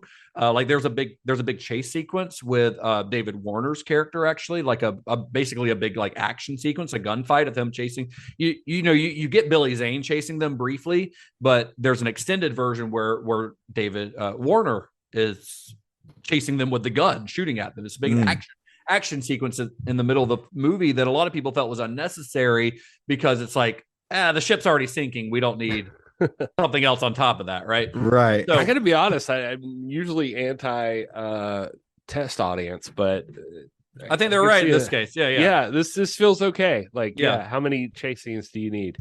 I mean, and this is why they have these test screenings, because some things, when you don't have that distance from the film that an audience has, it's really hard to see this stuff in context, Yeah. That's why you have these scenes. So after the test screening, Cameron ended up cutting about a half an hour of footage from the film. Most action sequences that focused on secondary characters, like the one I mentioned. And it was clear that the audience was connecting with Jack and Rose.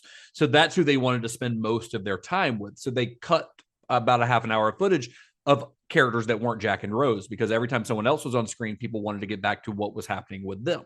So just to be clear, there's a longer version of Titanic. Well, yeah, I mean, it's never been officially released. Unlike every other James Cameron movie we've talked about, except for The Terminator, there is not an extended cut of Titanic out there. Oh, there are two. Get ready for Avatar, because there are two extended cuts of that. Oh no, it's ridiculous. Some of the studio had complained, and like even Cameron says, like the initial complaints over the raw footage became more sparring over time as the costs spiraled out of control. The studio heads at 20th Century Fox and Paramount Pictures acted like they'd been diagnosed with terminal cancer. And wow. Well, they didn't have a whole lot to worry about, because once the movie got released in December of 1997, the reviews were let's say pretty good. Okay, let's say very good. Yeah. Probably the best reviews that James Cameron's ever received in his career. When he was making those negotiations, like he ran into Rupert Murdoch. And, yeah. And who was the owned Fox. Yeah, who owned Fox. And he said he ran into him. He said, I guess I'm not your most favorite person in the world. But the movie's gonna be good. And he said that Murdoch looked at him and said, it better be a damn sight better than good. You got to say it in the Australian accent. Rupert Murdoch's Australian. I saw another shrimp on the barbie. It better be a damn sight better than good. Does every Australian starts a sentence about shrimp on the barbie? 100%. They either do they start it with shrimp on the barbie and end it with crikey? Crikey, that better be a damn sight better than good. Look at that. Justin has an accent. Oh my God. Justin never does that. All right. Oh man. Sir. I think Australian's the only accent I can do.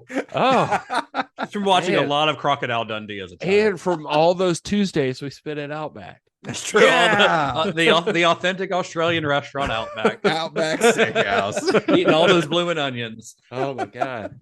Well, the movie came out, and like I said, the reviews were great. Robert Ebert praised it, as did the New York Times. Some writers compared the film to movies like Gone with the Wind or the epics of David Lean. Janet Maslin, writing for the New York Times, actually said Titanic is the first spectacle in decades that honestly invites comparison to Gone with the Wind, which is huge. By the way, when we're talking about the budget of this film, adjusted for inflation, Gone with the Wind is still, I think, the most expensive film ever made. Yeah, it's up there. Well, once you adjust for inflation. Right. Anyway, once this movie, I mean, the filmmakers knew they had a good movie on their hands. The reviews were clear, and they knew that it was well liked. What they didn't know yet was whether general audiences would actually show up to see it. But before we get into that, I'd like to know, Gary, if you found what kind of internet reviews you found on Titanic? I feel like, God damn it, people on the internet just hate James Cameron. They do for no fucking reason. I tried to sort through this, but there's like, I mean, there's no. Oh my God, there's no minimum amount of or maximum amount of people that just think it's too long or just have some bullshit to say about James Cameron. From the idea that, like, yeah, the people that are I'll just say it here, that are shitting on Avatar for like, oh, it's Pocahontas or whatever. I mean, they were doing the same thing with Titanic. Yeah. They were like, oh, it's fucking Romeo and Juliet on a boat. That's literally how he sold the movie. Yeah, and it's how he sold the movie. Like, it's like, okay, that's the point. Yeah, that's what we're doing. That's what we're doing here. So people just, this is why I brought it up earlier. I'm like, some people just hate this guy succeeding. People hate anyone who's popular. I will say right off the bat, like some of the people, like I was looking through reviews at the time, and Titanic has dialogue that is notorious in some places too. Like some people just like hate the fucking dialogue. In LA Times, like Kenneth Turan had like, what really brings on the tears is Cameron's insistence that writing this kind of movie is within his abilities. It isn't even close. I mean, he's not great at dialogue, and he'll be the first person to tell you that. Yeah, I don't think his dialogue is awful. I just think it's unrealistic, but I don't care in the context of this movie. Slate's David Edelstein had Titanic carries some stinkers that wouldn't make the final draft of a Days of Our Lives script. Wow, that's rude. Woo. And Salon had Stephanie Zacharek, who said loads of blockheaded dialogue. I actually, for as much as I'd love to shit on the dialogue, I thought it like hit the point. It's fine. It's not. Yeah. Especially for the time period that it's trying to portray, and with movie magic and like movies of that time, like it felt like this is accurate. Like this is a movie from this time. Like this is, you know what I mean? Like it just, I don't know. I never.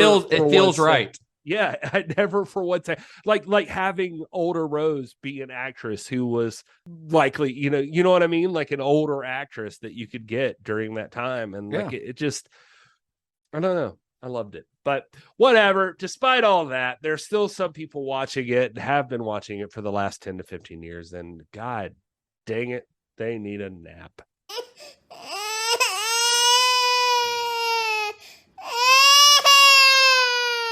All right, well, this movie was long, so I got plenty of these for you. I did try to lessen them to some shorter versions, but let's start off here. I'm gonna hit this one first because I have a little more information about it. But this is from RJS, and this is from 1999 on IMDb. And it says the film presents a distortion of facts. This movie portrays First Officer William Murdoch in a way that is totally contrary to the truth, but instead suits a particular propagandist position. This is both immoral and grossly hurtful to Murdoch's descendants. No wonder the Chinese government recommended the movie to their people. It amazes me how modern American filmmakers seem to delight in tearing down the society and values that they have grown up in. This film is an insult to all those passengers and crew who showed such tremendous courage in the face of horrific death. In reality, it was not two 90s style teenagers who were heroes in the Titanic. Murdoch, by the way, is the officer who ends up shooting himself in the film. That is correct. Yeah. For anyone wondering. Yeah. Yeah. So there's like controversy around that. It's portrayed in like a few different things. It's portrayed in like a 96 miniseries about the Titanic that was done. James Cameron did end up at the end of all of this going to the hometown of Murdoch and apologizing to the family, saying that he did not mean this to be negative. Really? Yeah. And he said, quote, "I'm not sure you'd find that same sense of responsibility and total devotion to duty today. This guy had half of his lifeboats launched before his counterpart on the port side had even launched one. That says something about the character and heroism." So all the evidence is circumstantial. It's all like accounts and stuff, and the Titanic is weird like that. That's just the way it is. I mean, yeah, you're talking about like a situation where almost like more than half the people that were on it died, and the people who did not die are recalling their memories from something that happened during a very chaotic, the most chaotic moment they've ever experienced. So memories are bound to differ. Yeah. So a lot of people said like, oh no, he died like getting swept out to sea. Like that was some of his shipmates that were there, or like some of the fellow officers. And then some of the people, some of the authors that go back and look at it say that like, he was the man directly in charge of the ship leading up to the collision with the iceberg. And so no matter what happened, he'd be responsible. So his career was effectively over, and so it's not unbelievable that he, anyway, the point is weird situation and right. Weird first review to hit on right off the bat. All right, so let's get to the real ones. The real ones meaning the people that know what they're talking about. Here's a hopping Hessen. Title of their review is "This is really bad.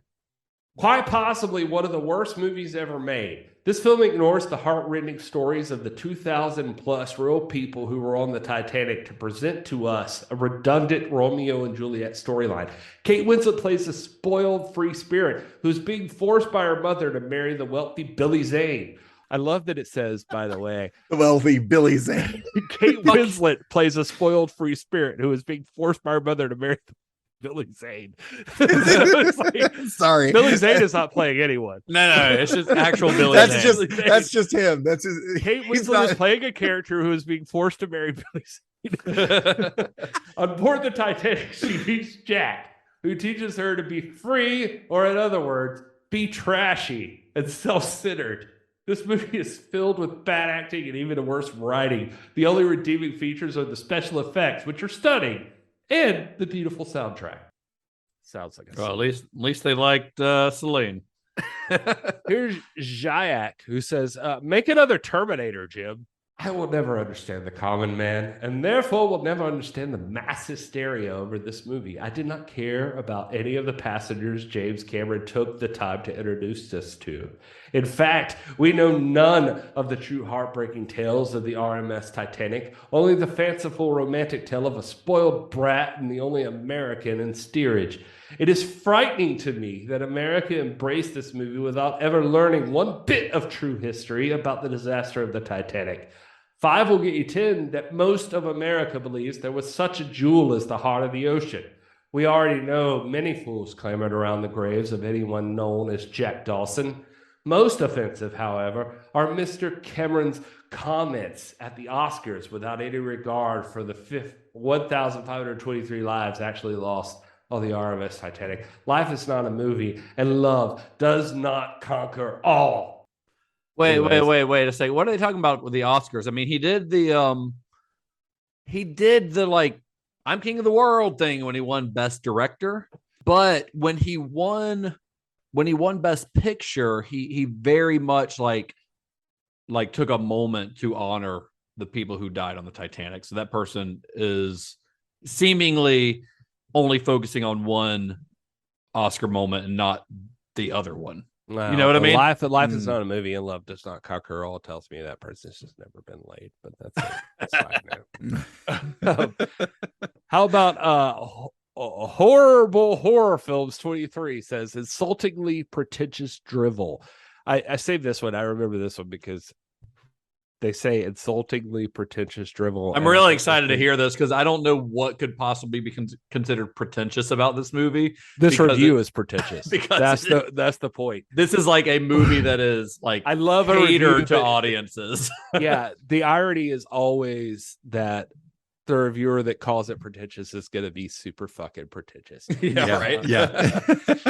Bloated neo-romantic crap. God. Other 5 descriptors of this movie. I honestly puke my guts out whenever the word Titanic is mentioned. Hype, insulting plot, non-period sets, terrible lame dialogue, fake history. All this make this the worst blockbuster this side of Phantom Menace. Why do people like this movie so much?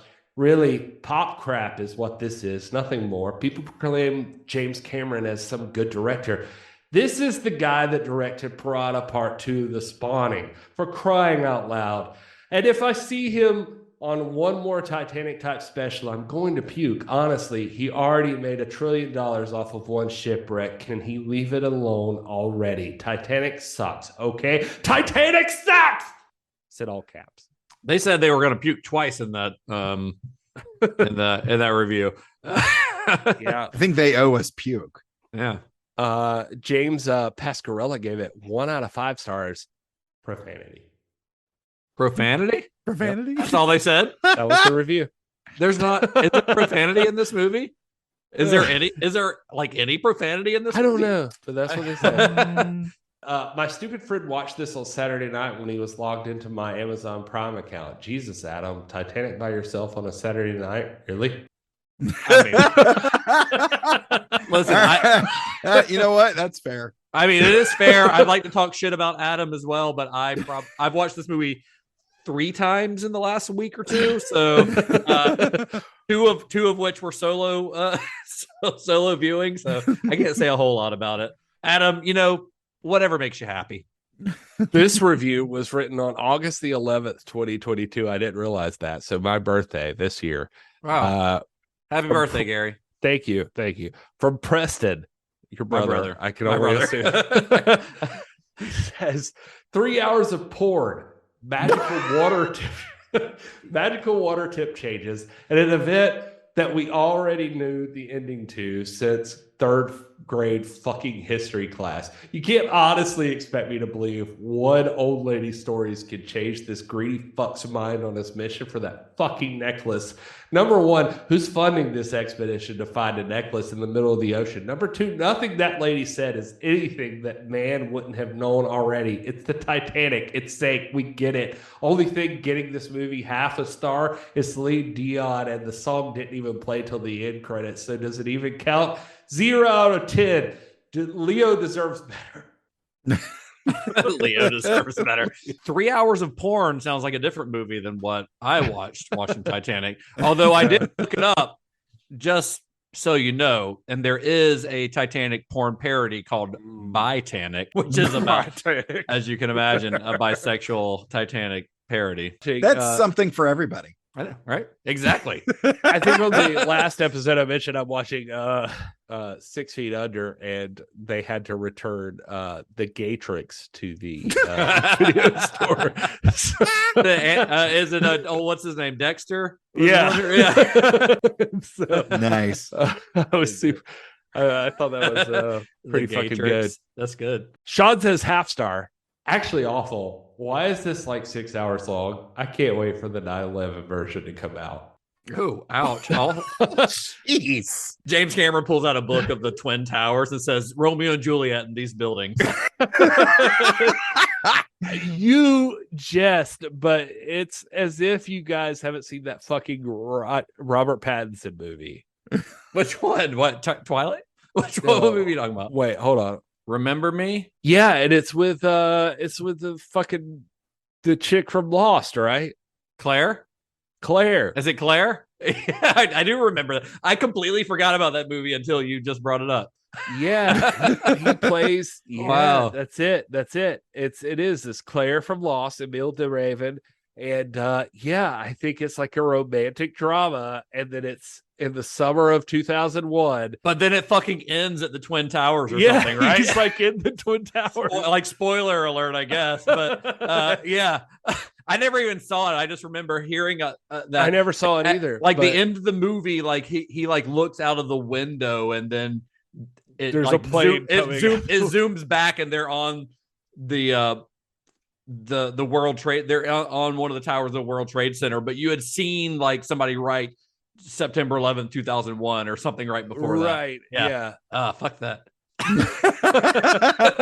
Well, I mean, you say that, but maybe people closer to the Titanic would have felt the same way. Right, I guess so. Robert Pattinson's British, so it's not as close to home for him. Okay. And Emile de Raven is Australian. Yeah. So none of them. Yeah. What's up with that? They don't give a fuck. You hear it here first on Cinema Shocks. Robert Pattinson don't give a fuck about 9/11. He said it. Edward said he don't care. Jillian, half star. I had my first mental breakdown after watching Jack die when I was 10, and then I didn't cry for a whole year and a half after. Thanks a lot, Mom.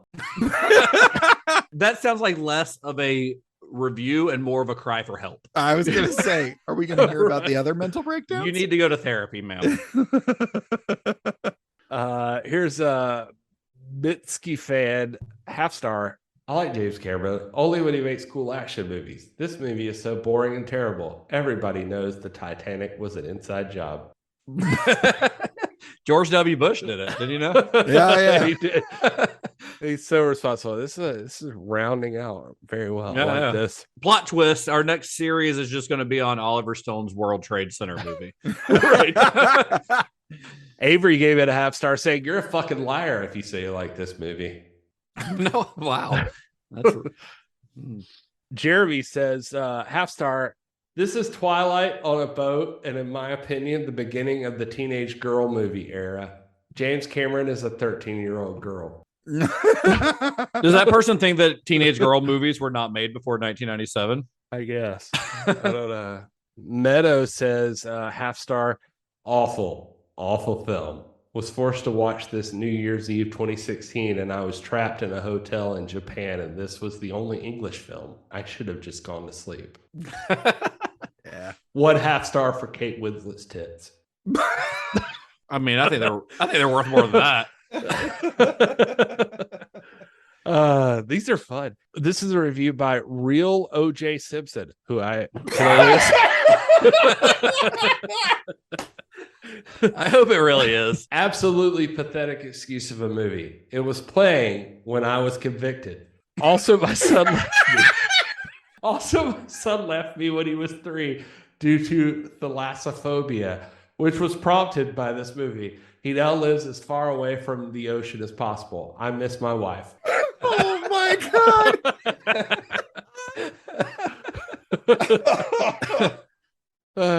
These are letterbox reviews and they're fantastic. All right. Case Phil says half star. War. The Republic is crumbling under attacks by ruthless Sith Lord Count Dooku. There are heroes on both sides. He's everywhere. In a stunning move, the fiend-destroyed leader, General Grievous, has swept into the Republic capital and kidnapped Chancellor Palpatine, leader of the Galactic Senate.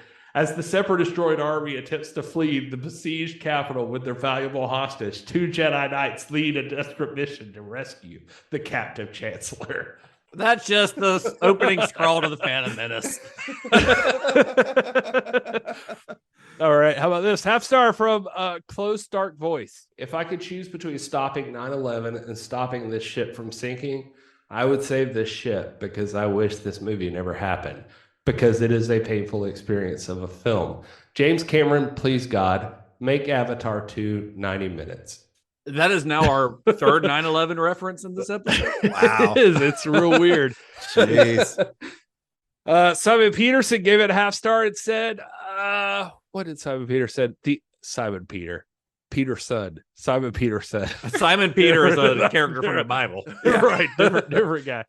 The absolute worst film on earth.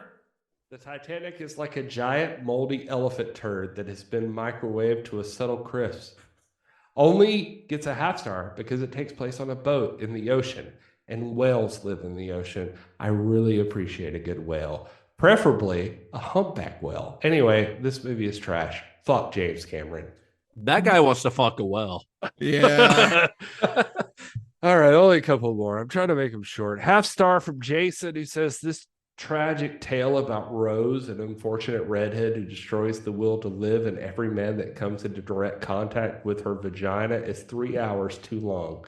First, robbing Billy Zane, national treasure and star of your mother's masturbatory fantasies, to lose his will to keep fighting the good fight against steerage. That's what it says. Next, she sucks the will to live out of Leonardo DiCaprio, national treasure and star of your mother's masturbatory fantasies, who proceeds to just let go and drown himself in the middle of the North Atlantic Ocean. And that death I'm sure about because I was out of my seat throwing Smarties at my TV, and that caused my cat to start tearing apart the living room in a sugar-fueled frenzy. Then the old crone, whose vagina magic is as dark and powerful as ever, just throws away a priceless diamond like that has ever happened in the history of women or diamonds. Fuck off, movie. Be more like Speed 2. Oh, no. Nice. Oh, man. So, speaking of old Rose, what do you guys think about the moment where she says, it was the most erotic moment of my life? Yeah. Oh, God. And her granddaughter sitting there, I'd be like, Grandma, it's time to go to bed, man. Immediately after what? Well, hold on. I'll finish this last review. This half star from Bash, who says, "There was space, you selfish cunt." That's low. That's also low hanging fruit because that's been memed to death. We're done with that. Yeah. Well, it just felt like a good ending. So to your first point, I don't know. I told my wife immediately after watching it, I was like, I feel like Rose is a bitch. And I was like, because I don't know. She's just kind of like there with her granddaughter who has obviously grown up with a grandfather. And you'd assume at least a parent that is the product of a different relationship. Yeah. And you're hearing your grandmother talk about how this is the best moment of your fucking life. I'm like, it's just like, this is garbage. This is horrible. Like, Rose, you sound kind of like a dickhead. Like, does she say like a woman's heart is as deep as the ocean or something like that? Something it's like like it's many mysteries or something. I don't know. Yeah. Anyway, I'm just saying. Like, I don't care who you are. I don't care what sex you are, gender, anything. If you are with a partner and then you die, and you could look back on that partner like 10 years later, and they're like talking about the fucking person that came 30 years before you, and they're like telling a whole fucking detailed story about You know what that's called, Gary? What? Big dick energy. Yeah. Is that what it is? I'm just saying, you'll be like, oh, fuck this bitch. Like, fuck them. Like, this is what did anything I ever did for you manage? You're just like, oh, I was just like, whatever was left over. This is all you could get. Like, all sloppy seconds. Yeah. Hey, granddaughter, good to see you. Your grandfather, not a huge fan, but he was better than some. Hey, guess what, granddaughter? Had Jack not died, you wouldn't exist. Exactly. Like the fucking granddaughter wouldn't even be a thing. Nope. I don't know. Well, all right. So Titanic was released a week before Christmas, 1997. It came in number 1 at the box office, but just barely. It beat Tomorrow Never Dies, the James Bond movie, by only $1.5 million that opening week. That's a very small margin. But remarkably, it made even more money the second week out, which just never happens in Hollywood. Movies never make more money on week 2. But then it made even more money on week 3. James Cameron and Fox had a bona fide phenomenon on their hands, and it wasn't stopping anytime soon.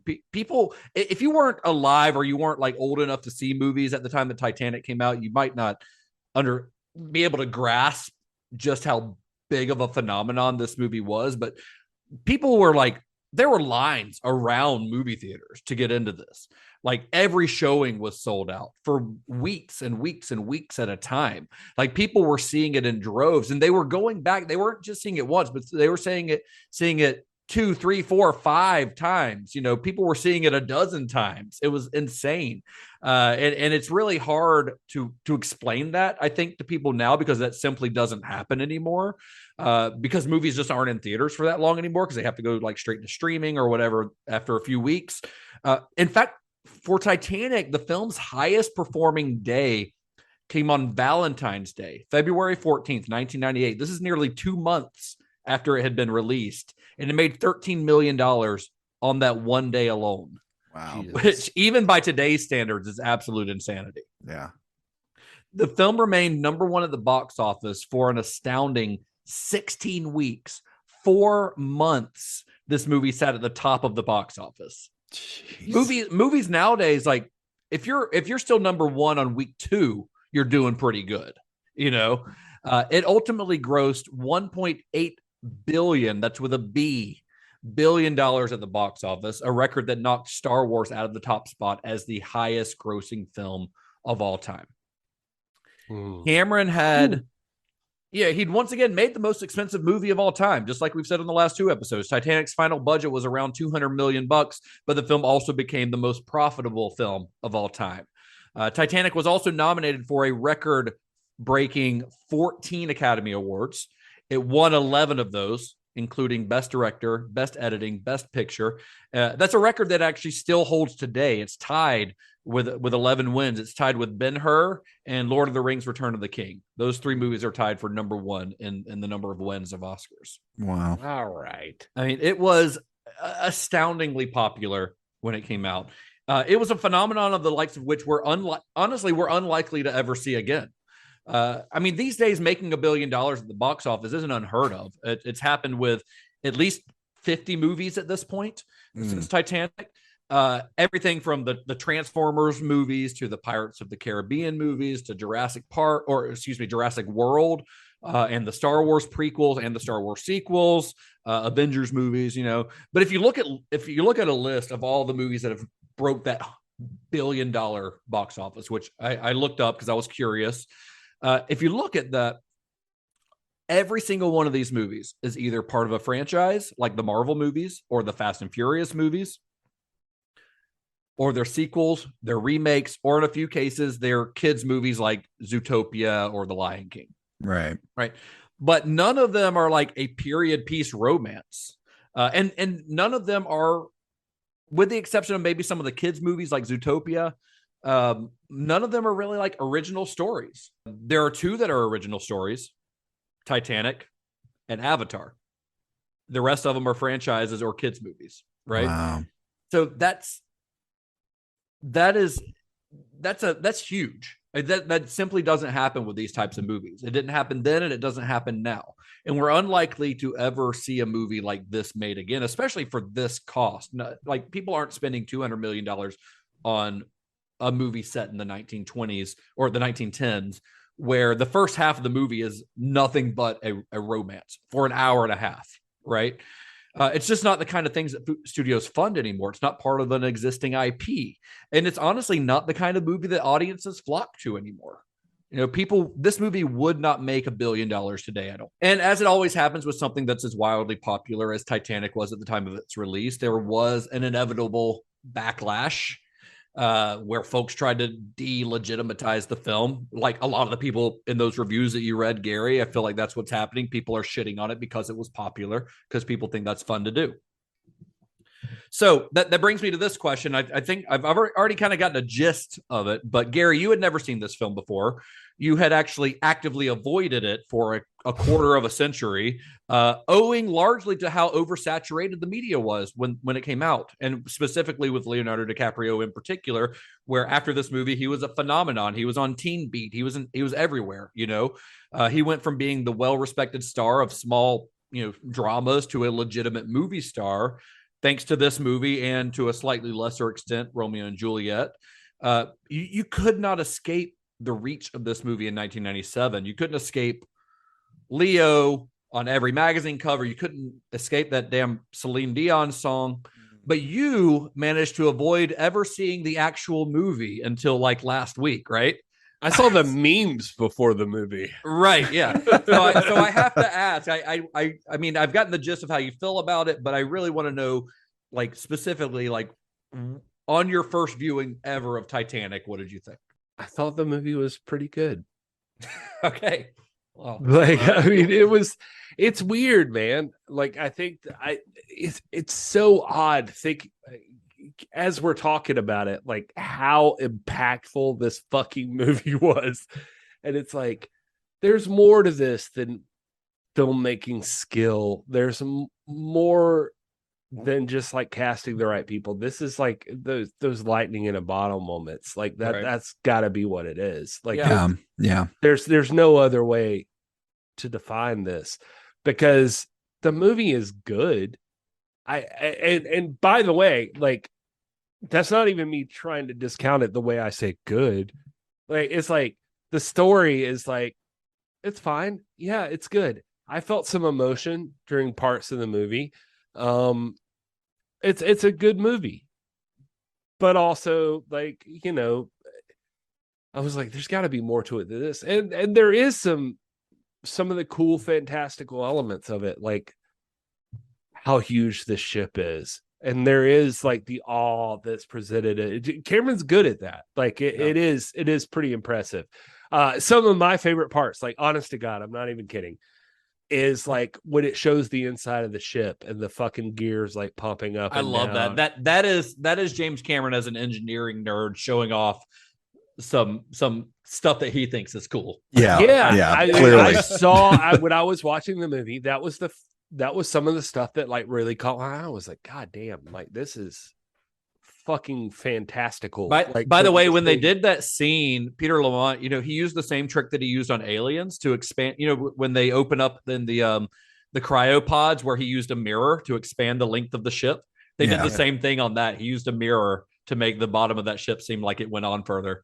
Yeah, well, and Cameron in the commentary was talking about, like, they actually went to an actual ship, like, and one that had a similar engine to what the Titanic would have had, and like filmed it and then added in people afterwards to like smaller, because it would have been larger, but it was impressive. I was like watching, I was like, God, do you never think about this? Like how much of a feat of ingenuity this whole thing. There are people having to go through manual labor to get this ship to continue to move. Yeah. I'm like hard manual labor. He does a great job of that. And so, like, I want to give him props for all those things, but how it like becomes like a fucking phenomenon like this, I don't know. Like, I don't understand. Like, it's just like the perfect combination of things that have to happen. It's not clear. It's not just because of how cool the Titanic is. It's not just because of how cool the wreckage is, and all that stuff is cool.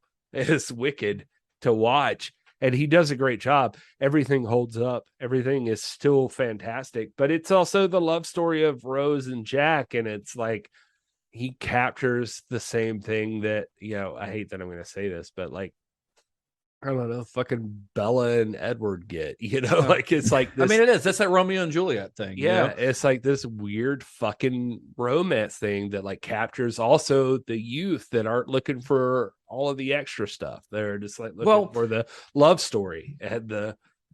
I mean, speaking to that, you asking how, you know, how did this become such a phenomenon?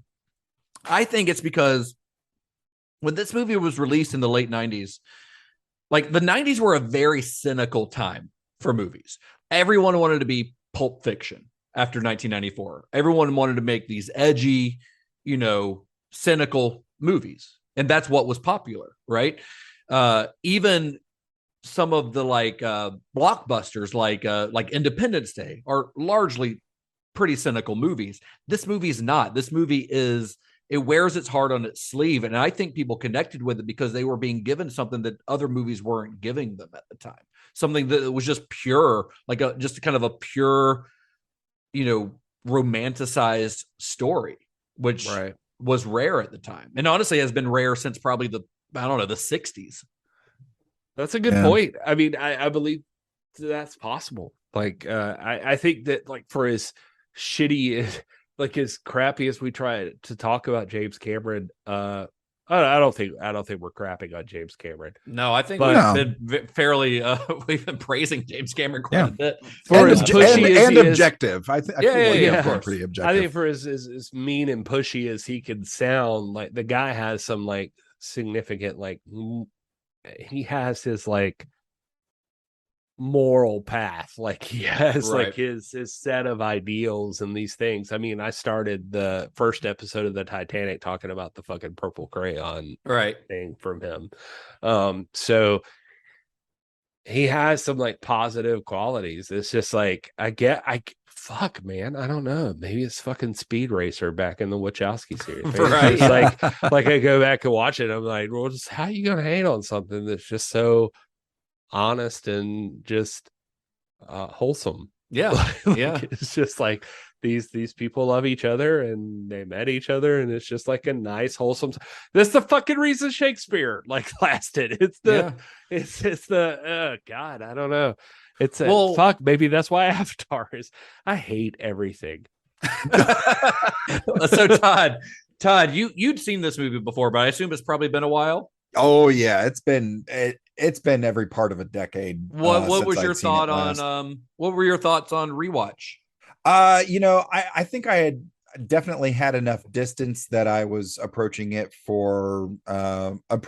with fairly fresh and objective eyes. And I do like it. Everybody, you know, it's a great cast. I mean, even aside from Winslet and DiCaprio, you've got some really great actors turning in pretty top-notch performances, honestly. I don't think that this is a all the time watch. I don't think that this is a once a year watch. I think this might be maybe every 5 to 10 years revisit it. It's there. I don't see how anyone could say it's not well made in any aspect. Well, Todd, like not to step on you, but like as we're talking about this, and you even mentioned this, like hitting on it objectively, like it's like, okay, look at this movie objectively. Like it's like, well, okay, it's not your favorite movie of all time. What's the shitty part? There's no shitty part. Yeah, there really is what's the part. What's wrong with it? I think if you look at, I mean, if I have to come up with something that's mediocre, maybe. I feel like I feel like maybe the romance is nothing there. I don't feel like there's a lot of unique things contributed by the romance itself. Well, I think what makes the romance work so well is the fucking like god level chemistry between Leo and Kate Winslet. Right.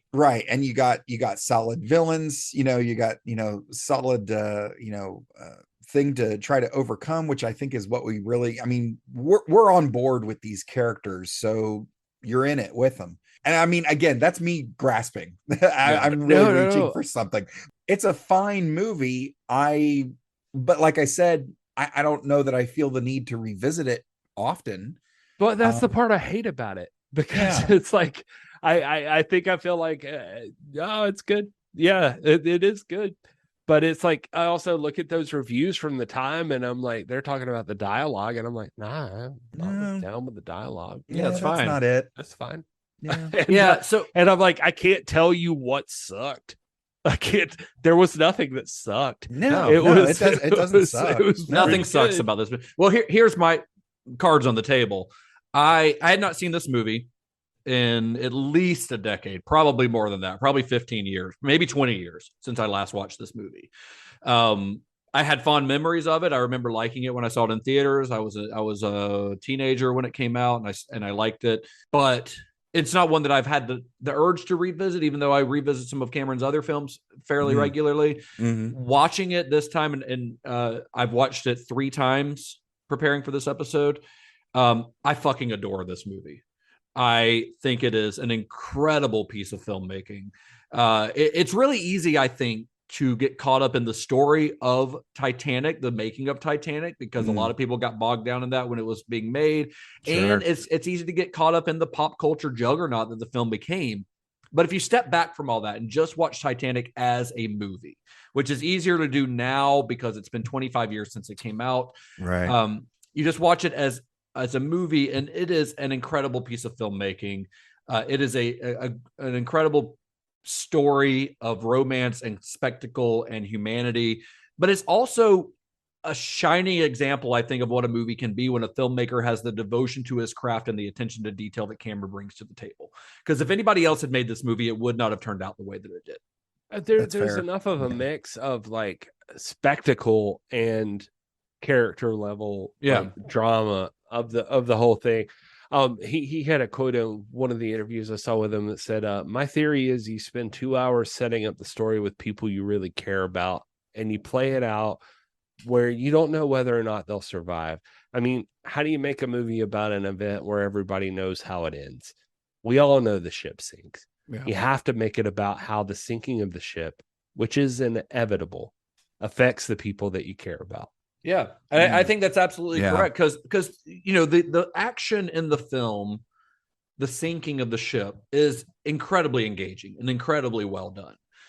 The effects, I think, overall have aged pretty well. No, there was like literally, I hate it. There was not one thing that I saw. You really want something to not like about this movie, and you can't find it. I wanted to have a reason. I didn't see it for 25 right, years. And now you're like, there's not one thing about the movie that I'm like doesn't still work. It still holds up. It's like, well, what as we go on in movies and the more and more stuff we watch, if you follow us in Discord, I even had the same argument for like, I don't know, fucking Hellraiser, which has nothing in common with this movie. I was like, such wonders to behold. Well, I was like, I said in the thing, I was like, they made this movie and they did what they could with what they had, and everything still holds up. Everything still like works. Like it still, you know, like the sequel goes on and like Hellraiser, they're trying to like add more effects and blah blah blah. But it was like, no, but in the first one, they did what they had with, or what they could with what they had, and it's still like watching it today, I'm like, god dang, that still works. And it's the same with Titanic. And never in a million years did you think you'd hear a podcast comparing Titanic and Hellraiser, but here we are. Welcome to Cinema Shock. Welcome to Cinema Shock. I'm just saying that I watched Titanic and I thought 25 years later, I'm going to watch this movie. Surely I'll see whatever bullshit I wanted to see about it. And it's like, no, not really. Like, it's all the effects still work. Everything about it still works. Yeah. And, like, and it's that characters still work. That's the stuff that like draws people in. I think the spectacle, the special effects, the action, the sinking of the ship and all that. But I think it's the heart, the human heart of the film that gives it its lasting appeal. You know, we've talked about this. We've talked about how there's a lot of heart in James Cameron's films that I feel like doesn't get a lot of credit. You know, we've talked about it on almost every episode of the series. You've got the relationship between Kyle Reese and Sarah in the original Terminator. the relationship between Ripley and Newt and Aliens, Bud and Lindsay in the Abyss, John and the T-800 in Terminator 2. Cameron's work is really, it really is rooted in humanity, even though in all of these movies, the action spectacle is more of a focus. But Titanic flips that a little bit, and it draws you in with the spectacle, but its main focus really is the relationship between Jack and Rose. And I think that's why the film works so well. It fucks with you because you think you have to care about Jack and Rose. And even if you're fighting it, even if you don't want to believe in Jack and Rose, which despite your best efforts, you will. A little bit. Yeah. It's like, no, but then it's like everybody has humanity in it. Yeah. From Kathy Bates, like standing on the ship to like go back and check on people, to like the part that I admitted on social media that broke me was the musicians. Playing. Dude. Yeah. And that sequence, by the way, I remember you mentioning that. And it's always been one of my favorite moments of the film. It's when the musicians are playing and then they're saying, we're done. Let's go our separate ways. Yeah, his buddies walk away, but the one violinist stays. The one violinist stays. He starts playing Near My God to Thee, and then the other guys turn around, start playing it with him. It's a heartbreaking moment. It will never not wreck me when I watch this movie. Right. Yeah, it was the point in the movie 25 years later. Me as like a fucking 40-year-old guy. I was like watching it and just like, holy shit! Like okay, here they come. And the thing is, it's not just that moment, but it's how that moment plays out from then on, because they start playing that song and it immediately cuts to the captain in the bridge, knowing that he's going to go down with the ship, right? It cuts to him. Then it cuts to Victor Garber's character, the designer of the ship, in his study. The ship is leaning. Things are falling off the mantle. He is resigned that I'm about to die. It cuts to these two old people laying in bed in their evening wear, knowing that we're about to die. They have accepted it. Then it cuts to the scene that fucks me up. It cuts to Jeanette Goldstein's character telling a bedtime story to her little kids. Yeah, knowing that it's going to be the last bedtime story that they ever hear. Yeah. And then the scene ends. The song ends, right? The song ends and we cut back to Bernard Hill as the captain. And then as the music fades out, the glass shatters, all that water comes rushing in. And from that moment on, the last that is like that's like the powder keg blowing. Yep. Right. And then the rest of that is your introduction to the final act of the movie, where it is sheer chaos. And just like people dying, people falling off the ship. It is like incredibly chaotic and intense from then on. And it's an incredible piece of filmmaking, starting with that scene with the musicians, but then all the way through that entire montage. It is honestly one of, I think, the most well-constructed set pieces in a movie, like literally of all time. It just the way that it plays on your emotions, but it also works as a structural, transition in the movie. It's really incredibly well done, from James Cameron aspect, as a director, to the performances, to the music, to the editing, especially. All right, I will give it 5 stars on Letterboxd. Shut up. Well, and here's the thing. I said the main focus of the film is Jack and Rose. I think that's why the movie works, because they are your eyes through this. And from the start that their love is doomed. What's going to fucking happen at the end of Titanic, right? But you're still hoping for the best, kind of against your own better judgment. Yeah. Right. But I think that even though we've joked about it a lot, the fact that the audience knows the ending of Titanic actually works in its favor. I think it actually contributes to the power of the film. When I was writing my notes for this, I was thinking about this, and I got reminded of this quote by Alfred Hitchcock, a very famous quote by Alfred Hitchcock, about the difference between surprise and suspense. So basically what he says, I won't read the quote exactly, but he's saying that basically there's a bomb underneath a table between two people, right?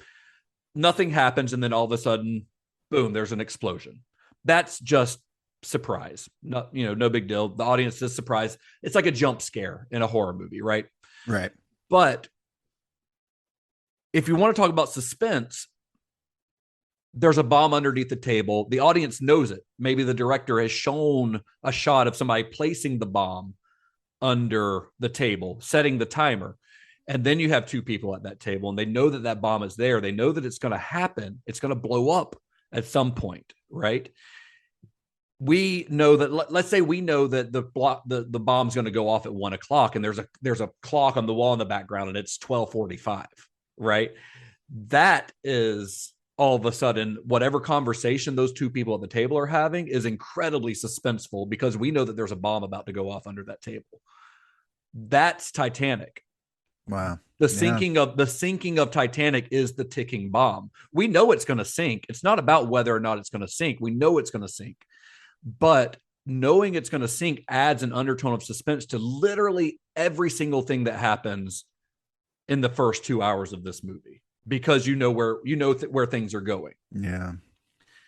And Cameron spends the first hour and a half of the movie setting all of this up. You know, we get swept up in the romance. We get swept up in the details of this ship, its opulence. We almost forget that the ship's going to sink, right? Cameron basically makes us, as the audience, a passenger on the Titanic. We're now participants in this story so that when the ship inevitably does hit that iceberg, we experience that as not an audience necessarily, but as another passenger on the ship. Mm-hmm. And I really don't think, you know, as we're about to wrap up this series on James Cameron, and a lot of the focus has been upon, I think, his technical wizardry. I don't think he gets enough credit, though, as a storyteller. You know, I think that the flashback structure in this, for instance, is a stroke of genius. I really do. I know that it was ostensibly there because Cameron wanted to dive down to the actual wreckage of the Titanic, and the wraparound story is kind of his way of working that into the film.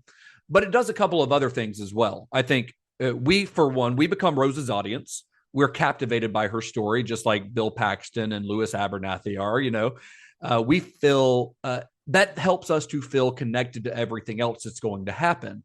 But then he does this really cool thing where he shows Louis Abernathy shows old Rose this crude animation of the actual sinking of the Titanic.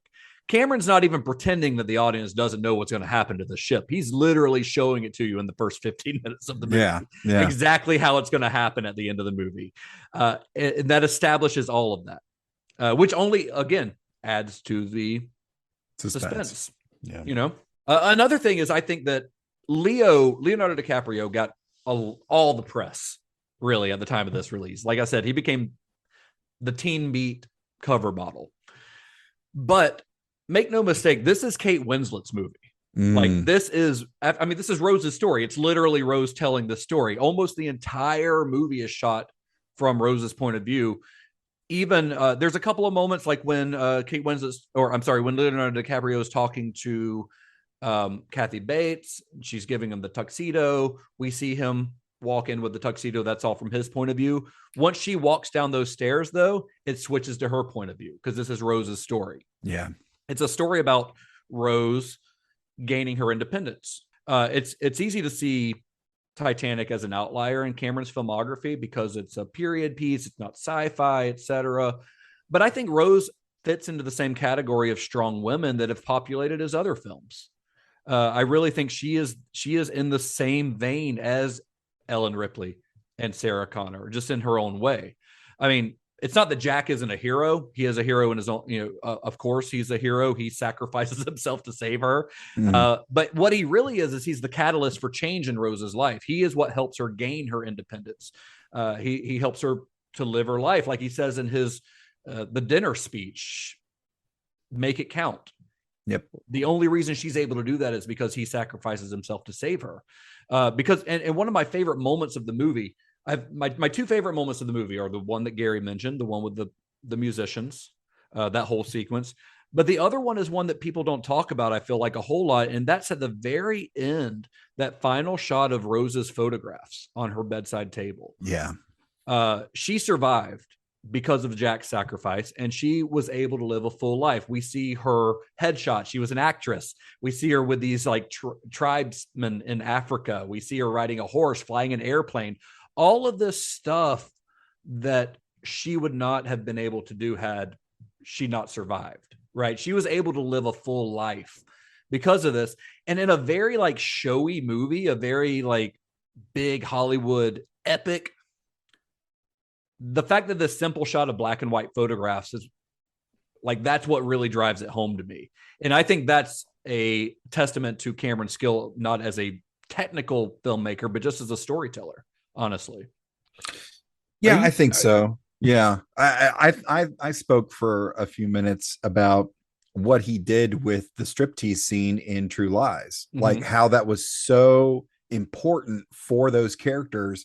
And all of that happened with minimal technical wizardry and zero dialogue. Like, we know who these characters are, and we get to see them change right in front of our faces in one scene. And I think, seeing Leo got all the press, but this is Rose is the protagonist. She's the one that goes through the big change from beginning to end of this narrative. Yeah, she has like the major like character arc. Leo really doesn't. You get to like talk all that time and like make all the good points, just and like I don't.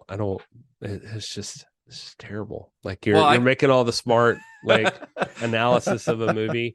No, you're 100% right though. Like listening to you talk about it, like maybe made it hit me even more, like that I'm like, holy shit, like it is that he makes, God, he crafts this story so well that he sucks you in with the stupid teen romance. And I mean that as a macho, super buff dude. Guy, Gary, guy who hangs out with professional wrestlers. On I'm totally, guns out, Gary. Totally, like guns out, Gary. I am toxic masculinity defined. They're like you're like, okay, well that's the story, obviously, right? Like it's Jack and Rose, and it's like this bullshit. But like in the process of the story, like ends up making you so a couple of points care about the people that are also there. All these people that we talked about, like all these people that just are, you could look at as side stories, but I mean, I don't know. The musicians broke me.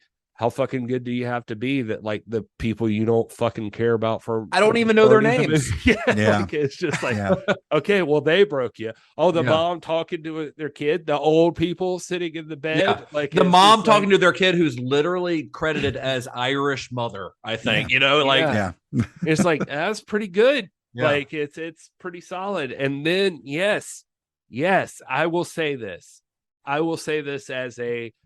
as a dude who was a teen at the time, who just looked at this as like, fuck you, Leonardo DiCaprio. I don't want to see you do studly Leonardo DiCaprio things like I'm an incel or whatever I was at the time.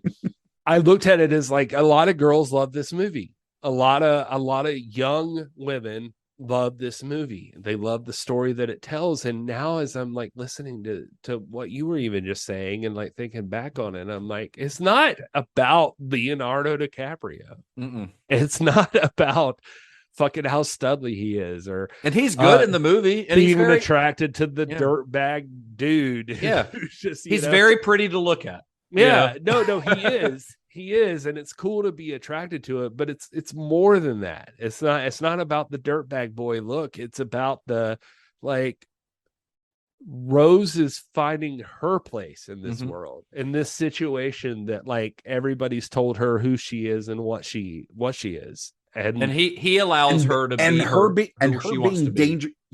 being dangerously close to a life of misery. So it's that near miss. And she breaks out of it. Like she saves herself at the same time. Like it's just like he's a part of that. He's story. just the catalyst for it, but she did it on her own.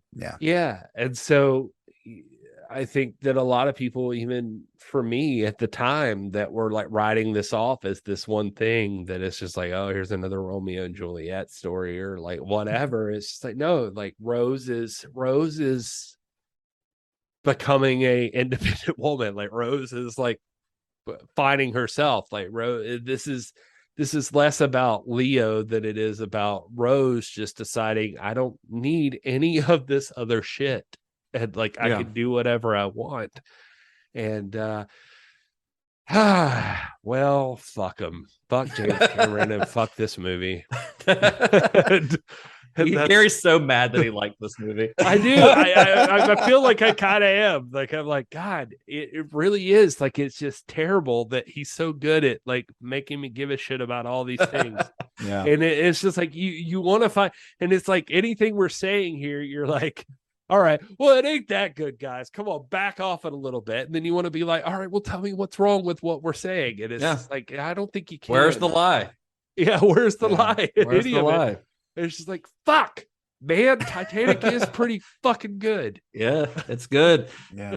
I will say this about Titanic. One thing that I also love, just if I could back off this shit that makes me want to cry about it.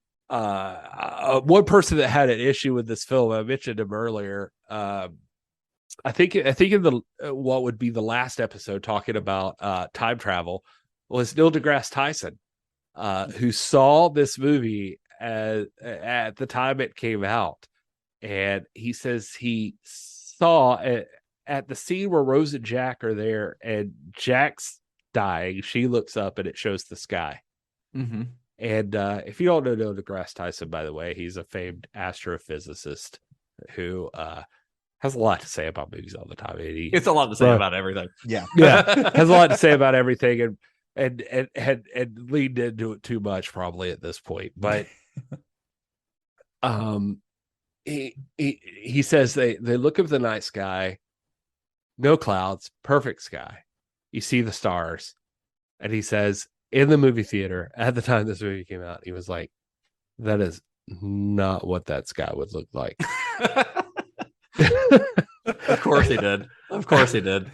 And he says it wouldn't have bothered him so much if a bunch of the marketing for Titanic hadn't been about how accurate this movie is. Like they went to lengths to make sure to portray every single thing about this being perfect.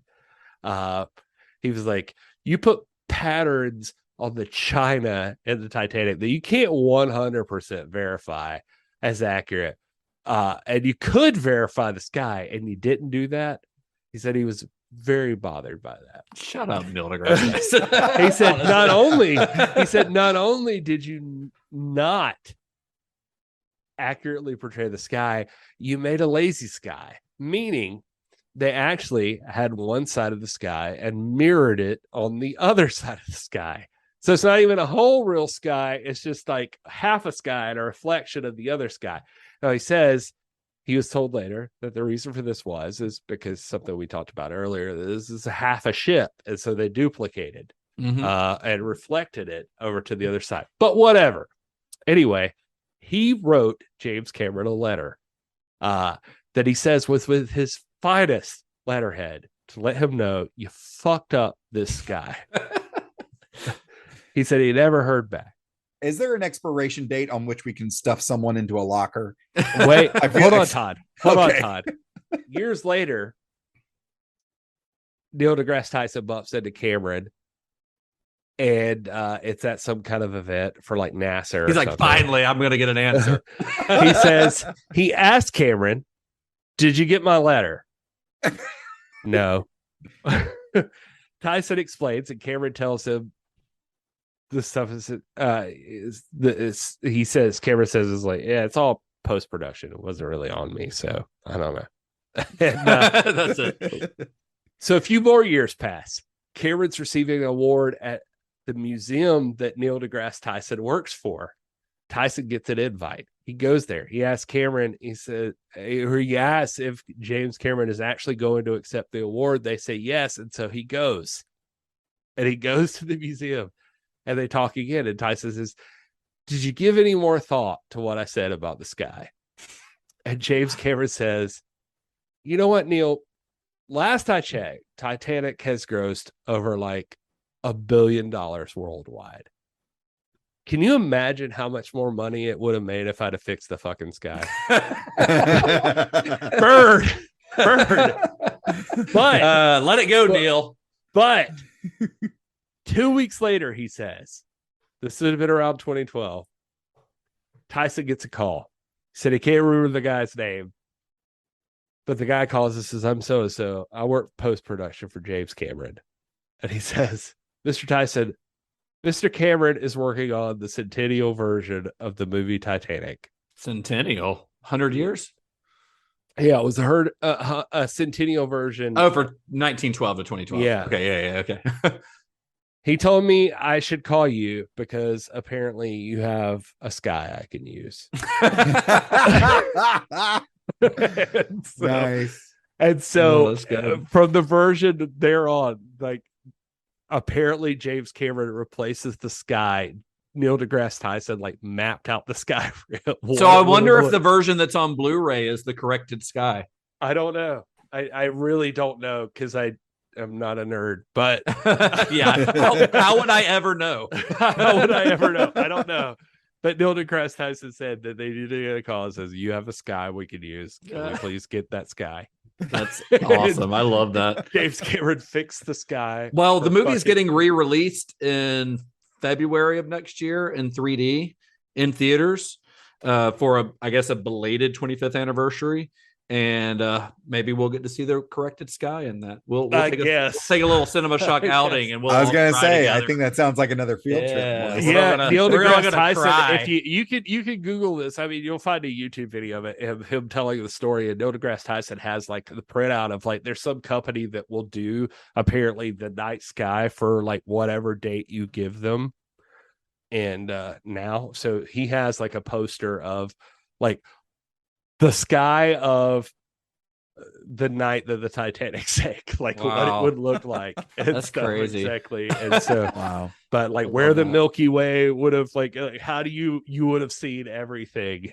And so apparently it's been fixed. Wow. The most recent versions of the film. Thanks, Neil deGrasse Tyson. We appreciate it. So in his review for the film, Roger Ebert said, movies like this are not merely difficult to make at all, but almost impossible to make well, which I think is a great quote from his review. And James Cameron, he managed to fight for his vision. He managed to fight for the film that he wanted to make. He got that movie on the screen. He managed to make it and make it well. No other film in history has had the kind of journey to the screen that Titanic had, and it probably won't again, to be honest. Because no movie is going to construct an entire studio the way this one did. It's all going to be on fucking green screens, and there are a million things that could have gone wrong with this movie, from the script stage to filming all the way through editing. Like when they were doing test screenings, the scene I mentioned with the long gunfight scene, the gun chase, that's the scene that they got the most negative reviews on, or the negative cards on, right? Once they took that out, once they made the decision to take that out, it was smooth sailing. That one decision could have made this $1 billion movie or not $1 billion movie. It's not that scene made it bad. It's just that it contributes to the overall feel of the movie, right? So even leaving that in, it could have been a disaster. Any misstep could have caused this film to, pardon the pun, but to sink. But the amount of things that had to go right for this film to turn out the way it is pretty staggering. Another one of those things that we have to talk about that could have gone terribly wrong is that fucking alternate ending. Oh, yeah. All right. So I didn't know anything about this alternate ending until like a few days ago. I found it on YouTube, sent you guys the link. I think it's on the Blu-ray and stuff too as a deleted scene, but it's wild.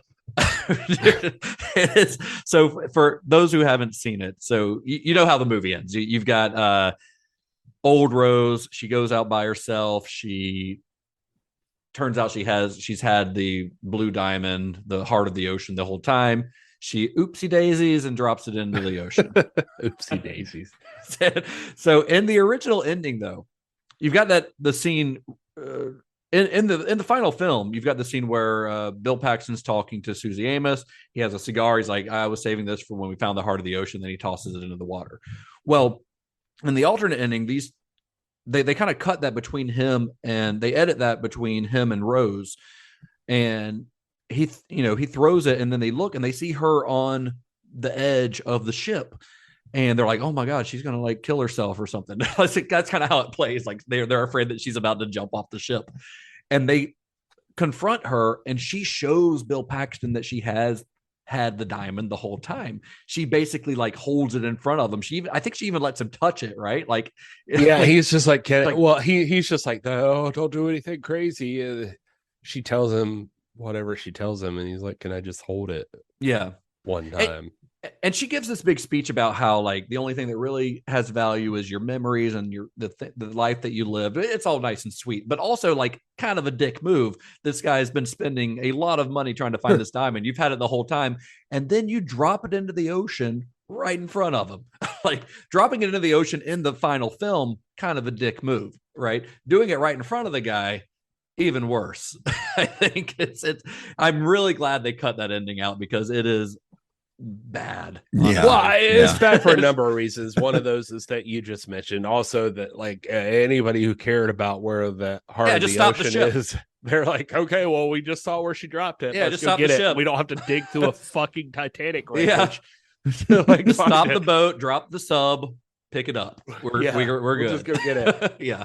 But so it's tough because, like, I don't know. It just adds on to like the bullshit I was saying earlier. It's just like, oh, Rose is like, oh, your grandfather didn't mean anything, blah, blah, blah. Right. It's like, also, I've had like a fucking $1 billion worth of jewelry right here in my hand. And you know what? Fuck our grandchildren and my great grandchildren. Like, I'll just put it over here in the ocean. And I don't know. Fuck you. I guess I don't know. Maybe that's capitalism. Well, I'm glad I mean, that's part of filmmaking is some things don't work and you get rid of it, and it's not in the final film, so the final film works. So, but go on YouTube and watch it. I would recommend just to see what might have been. Yeah, that's a good story. And the worst part about this is even without that story, there's like a million stories about the Titanic that you just can't even like fucking. I don't know. I was reading before we started this episode about this guy Navratil or whatever, and he was this French guy who met this girl. He was 26, she was 16, 1907 or so. So it's gross, but whatever. But normal. But gross, normal. But normal.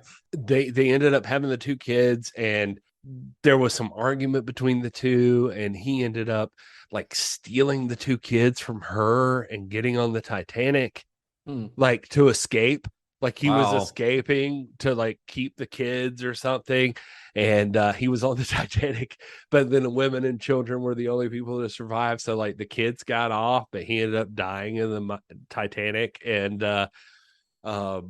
I don't know. It's just there's these weird stories that that there's like however many people were on the Titanic. There's like, I'm sure like all these different stories. He was because of his name or something was identified as Jewish and buried in this like Jewish cemetery, but he was like Catholic. So jokes on him. But but anyway, that's a short version of that story. But my point is that like well, there were 2,000 people plus. There are so many people on this. That's 2,000 stories. And James Cameron managed to like have, like the one through line, but like managed to get like a pretty solid amount in there. I mean, even that old couple that we're talking about earlier, like that was a real deal. Like that was a couple that was on that ship, like a legit. I think it was Strauss was their last name. I think Ida was the woman, according to my notes. I'm trying to act all confused, but I made a note that said Ida was the woman. She was offered a seat on the lifeboat and she refused. She didn't want to leave her husband. She wanted to stay with her husband. Said, as we've lived together, we'll die together. And apparently Cameron, you jump, I jump. I mean, that's Jack and Rose. That's what Rose does. Well, apparently there was a scene in the film that showed that moment, and it was her saying, "Where you go, I go," and that's what inspired Rose's line later in the film that the older couple got cut, but like Rose says the same thing like later on about like where you go, I go. Yeah. But anyway, it's just, I don't know, man. It's fucking cool. And the more you talk about it, I fucking love the movie and I don't care. I like Titanic. Yeah, you're allowed to like Titanic, Gary. It's fine. I like Titanic. Shut up, Todd. All right. So let's get into, before we end this episode, further viewing. What would you guys pair with Titanic? Oh, well, let me jump right on in here. Asylum made Titanic 2. Yeah. So you guys should check that out. Probably. I don't know. I haven't seen it. But Titanic 2 exists. How about Thumbtanic? Remember that one? Remember all those thumb movies in the early 2000s? Steve Odekirk. Remember those? Oh, yeah. Oh, my God. I forgot all about They did like Bat Thumb and all that stuff. And Thumb Wars. Thumb Wars was a big one. They did a Thumbtanic. And it even had a parody of the Celine Dion song called My Heart is a Thumb.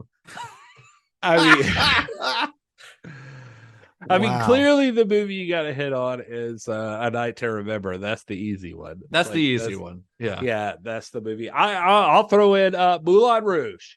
How about that? Yeah, okay. I can see that. I mean, it's kind of that Romeo and Juliet thing. Yeah, it's got the Romeo and Juliet thing, and it's I don't know. What do you want? What do you want out of this movie? Because it's weird. You want? I adore that movie. So I don't know. We could do Star Trek 3: A Search for Spock or something. Sure, I guess you could. That's weird. What about you, Todd?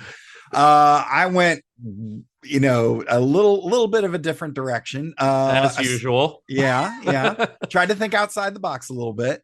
But I went with The Last Samurai from 2003. Okay. Interesting. Okay. Because I felt like a lot of Jack's motivations and Rose's motivations kind of culminated in, or were echoed, I should say, in Tom Cruise's character of Captain Nathan Algren. He's, Rose is kind of regretting the life that she's had to this point and the life that has been laid out before her, much like Captain Nathan Algren, regretting he's a war hero, but he regrets the things that he's done in his life and he's ready for it to end. Just like Rose, she was ready to jump off the ship. Yeah.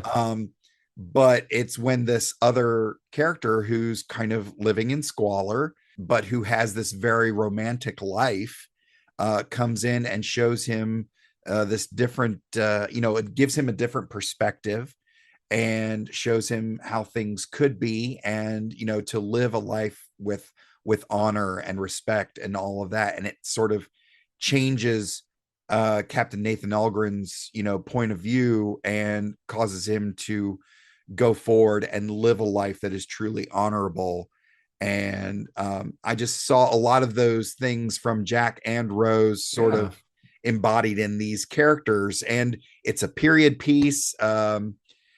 Few years, about 5-6 years, made about 5-6 years later. It's one of my favorites. I really dig it. And so The Last Samurai, 2003. Nice. That is outside the box, but I like your thinking on that. That's very interesting. Yeah. So I got a couple here. One is from the kind of disaster movie side of things, The Poseidon Adventure, 1972. Yeah, it's basically it's about a ship like a luxury liner who gets flipped over. Anyway, Poseidon Adventure, really, really good movie. On the other side of things, another older film I think that would pair really well is from 1965. The Titanic gets compared to David Lean a lot, but I would say David Lean's Dr. Zhivago. Dr. Zhivago is another romance set against a kind of historical moment, in this case the Russian Civil War and World War I in Russia. It's an incredible movie. It's also very, very long, just like Titanic. So I think it's a little bit longer than Titanic, actually, by about 15 minutes, if I remember right. But a really outstanding film, really, really great film. So those are my picks: Poseidon Adventure, Dr. Zhivago, and I guess Thumbtanic. Thumbtanic. Nice. If you want to be a real piece of shit, you can watch The Notebook.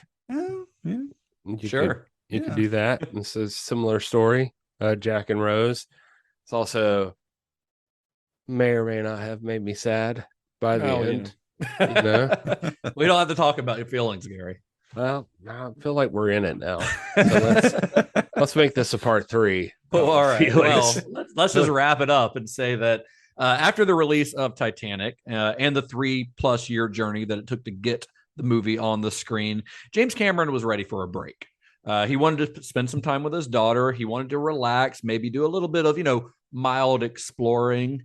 So at the height of his career, the highest heights that a director could ever be at, James Cameron stepped away from feature filmmaking. He wasn't like resting on his laurels. I mean, he was what he described as the busiest unemployed filmmaker in history. But it would be another 12 years before he released another narrative film. And it was actually one that he started working on before Titanic.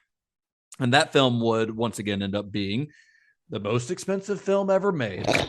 And it is going to be the subject of one of our next episodes. Of course, I'm talking about Avatar. However, we have decided that we need a episode in between Titanic and Avatar, a little, I'll call it a bonus episode, I guess, but it's going to be, it'll be almost a full episode. Because, doing a little exploring on this, James Cameron was doing a lot in those 12 years between Titanic and Avatar. So I feel like, it's either our choices are either we devote a little, shorter episode to that, or we fold that into Avatar and have to turn Avatar into a 2-parter like we did Titanic. So oh boy, those were the choices. So instead, dude, we're this deep in James Cameron. We're so deep in James Cameron. We're like wrist deep in James Cameron. It's time. I lost my watch. Yeah. It's time to we're gonna get elbow deep in James Cameron. We might as well just go all the way, So at this point. Well, so instead of doing our regular bonus episode where we do our preview, we're going to talk about those years in between Titanic and Avatar. We'll probably give our preview thoughts on Avatar, going into that like we do on our bonus episodes. But we want to release this as a regular episode, and then we'll get into Avatar after that, and that'll be the end of the James Cameron series. For now, he's got 4 more Avatar movies coming, so we'll revisit them down the line. But for now, we've got those 2 episodes left. And then that's it. We're at the end, but we're not there yet, guys. We still got a little ways to go on this journey. I don't even know how to live my life without James Cameron. Gary, your heart will go on. We'll see. Well, that's all I got for us, guys. Oh man, I can't wait to get more into this, especially as the years go on. Like Kate Winslet at the end of this said, quote, "You'd have to pay me an awful lot of money to work with James Cameron again." But she's in Avatar too, so yeah. Well, apparently, wish granted. Yeah. So it's we'll see. But James Cameron's a fun subject. But it's been really fun. So, but we're not done yet. We still got a ways to go. He's hard. I can't wait to we're gonna get through James Cameron, and then we're gonna go to somebody maybe a little looser. I don't know, a little looser. But James Cameron is I know more about James Cameron than I ever thought I'd know. You know more about Titanic than you thought you'd ever wanted to know. Yeah. And I'll tell you what, though, it made me appreciate it even more. So that's the idea. Right. That's what we're here for. That is what we're here for. I really think that I watch usually my process, a little peek behind the curtain on these is I will most of the time watch the movie before I start doing any of my research. I'll watch the movie, I'll do research, write my notes for the episode, and then I'll watch the movie again, and it gives me a whole different perspective on it. So the idea, it's hopefully for our listeners is that they're listening to this, they're getting a different perspective on the movie, and then when they revisit it, they'll have a whole new appreciation for it that they might not have had before. It's similar to when I used to be a lot more drunk and stay up a lot later, and then I would watch Jason Goes to Hell at 3 o'clock in the morning. Yeah, and the alcohol gave you a better appreciation. Yeah, I'd eat a mini pizza and drink a beer, and I'd watch Jason Goes to Hell with the director's commentary, and then you'd be like, "These are what these people were going for," and now I have a better appreciation of Jason Goes to Hell, which is something that not a lot of people can say. Right. And so you're like, "Oh, this movie is better than I gave it." Well, until next week. Not unlike Titanic. But until next week, you know what? May the wings of liberty never lose a feather, especially in these strange times. And you know what? I'm going to switch mine up for this one. Here's to making it count. Oh. I've never spoken of him until now. Not to anyone. Not even your grandfather. A woman's heart is a deep ocean of secrets. But now you know there was a man named Johnny, and that he saved me in every way that a person can be saved. I don't even have the keys. He exists now, only in my memory. There, the flute starts playing, and we go into sleep. Exactly.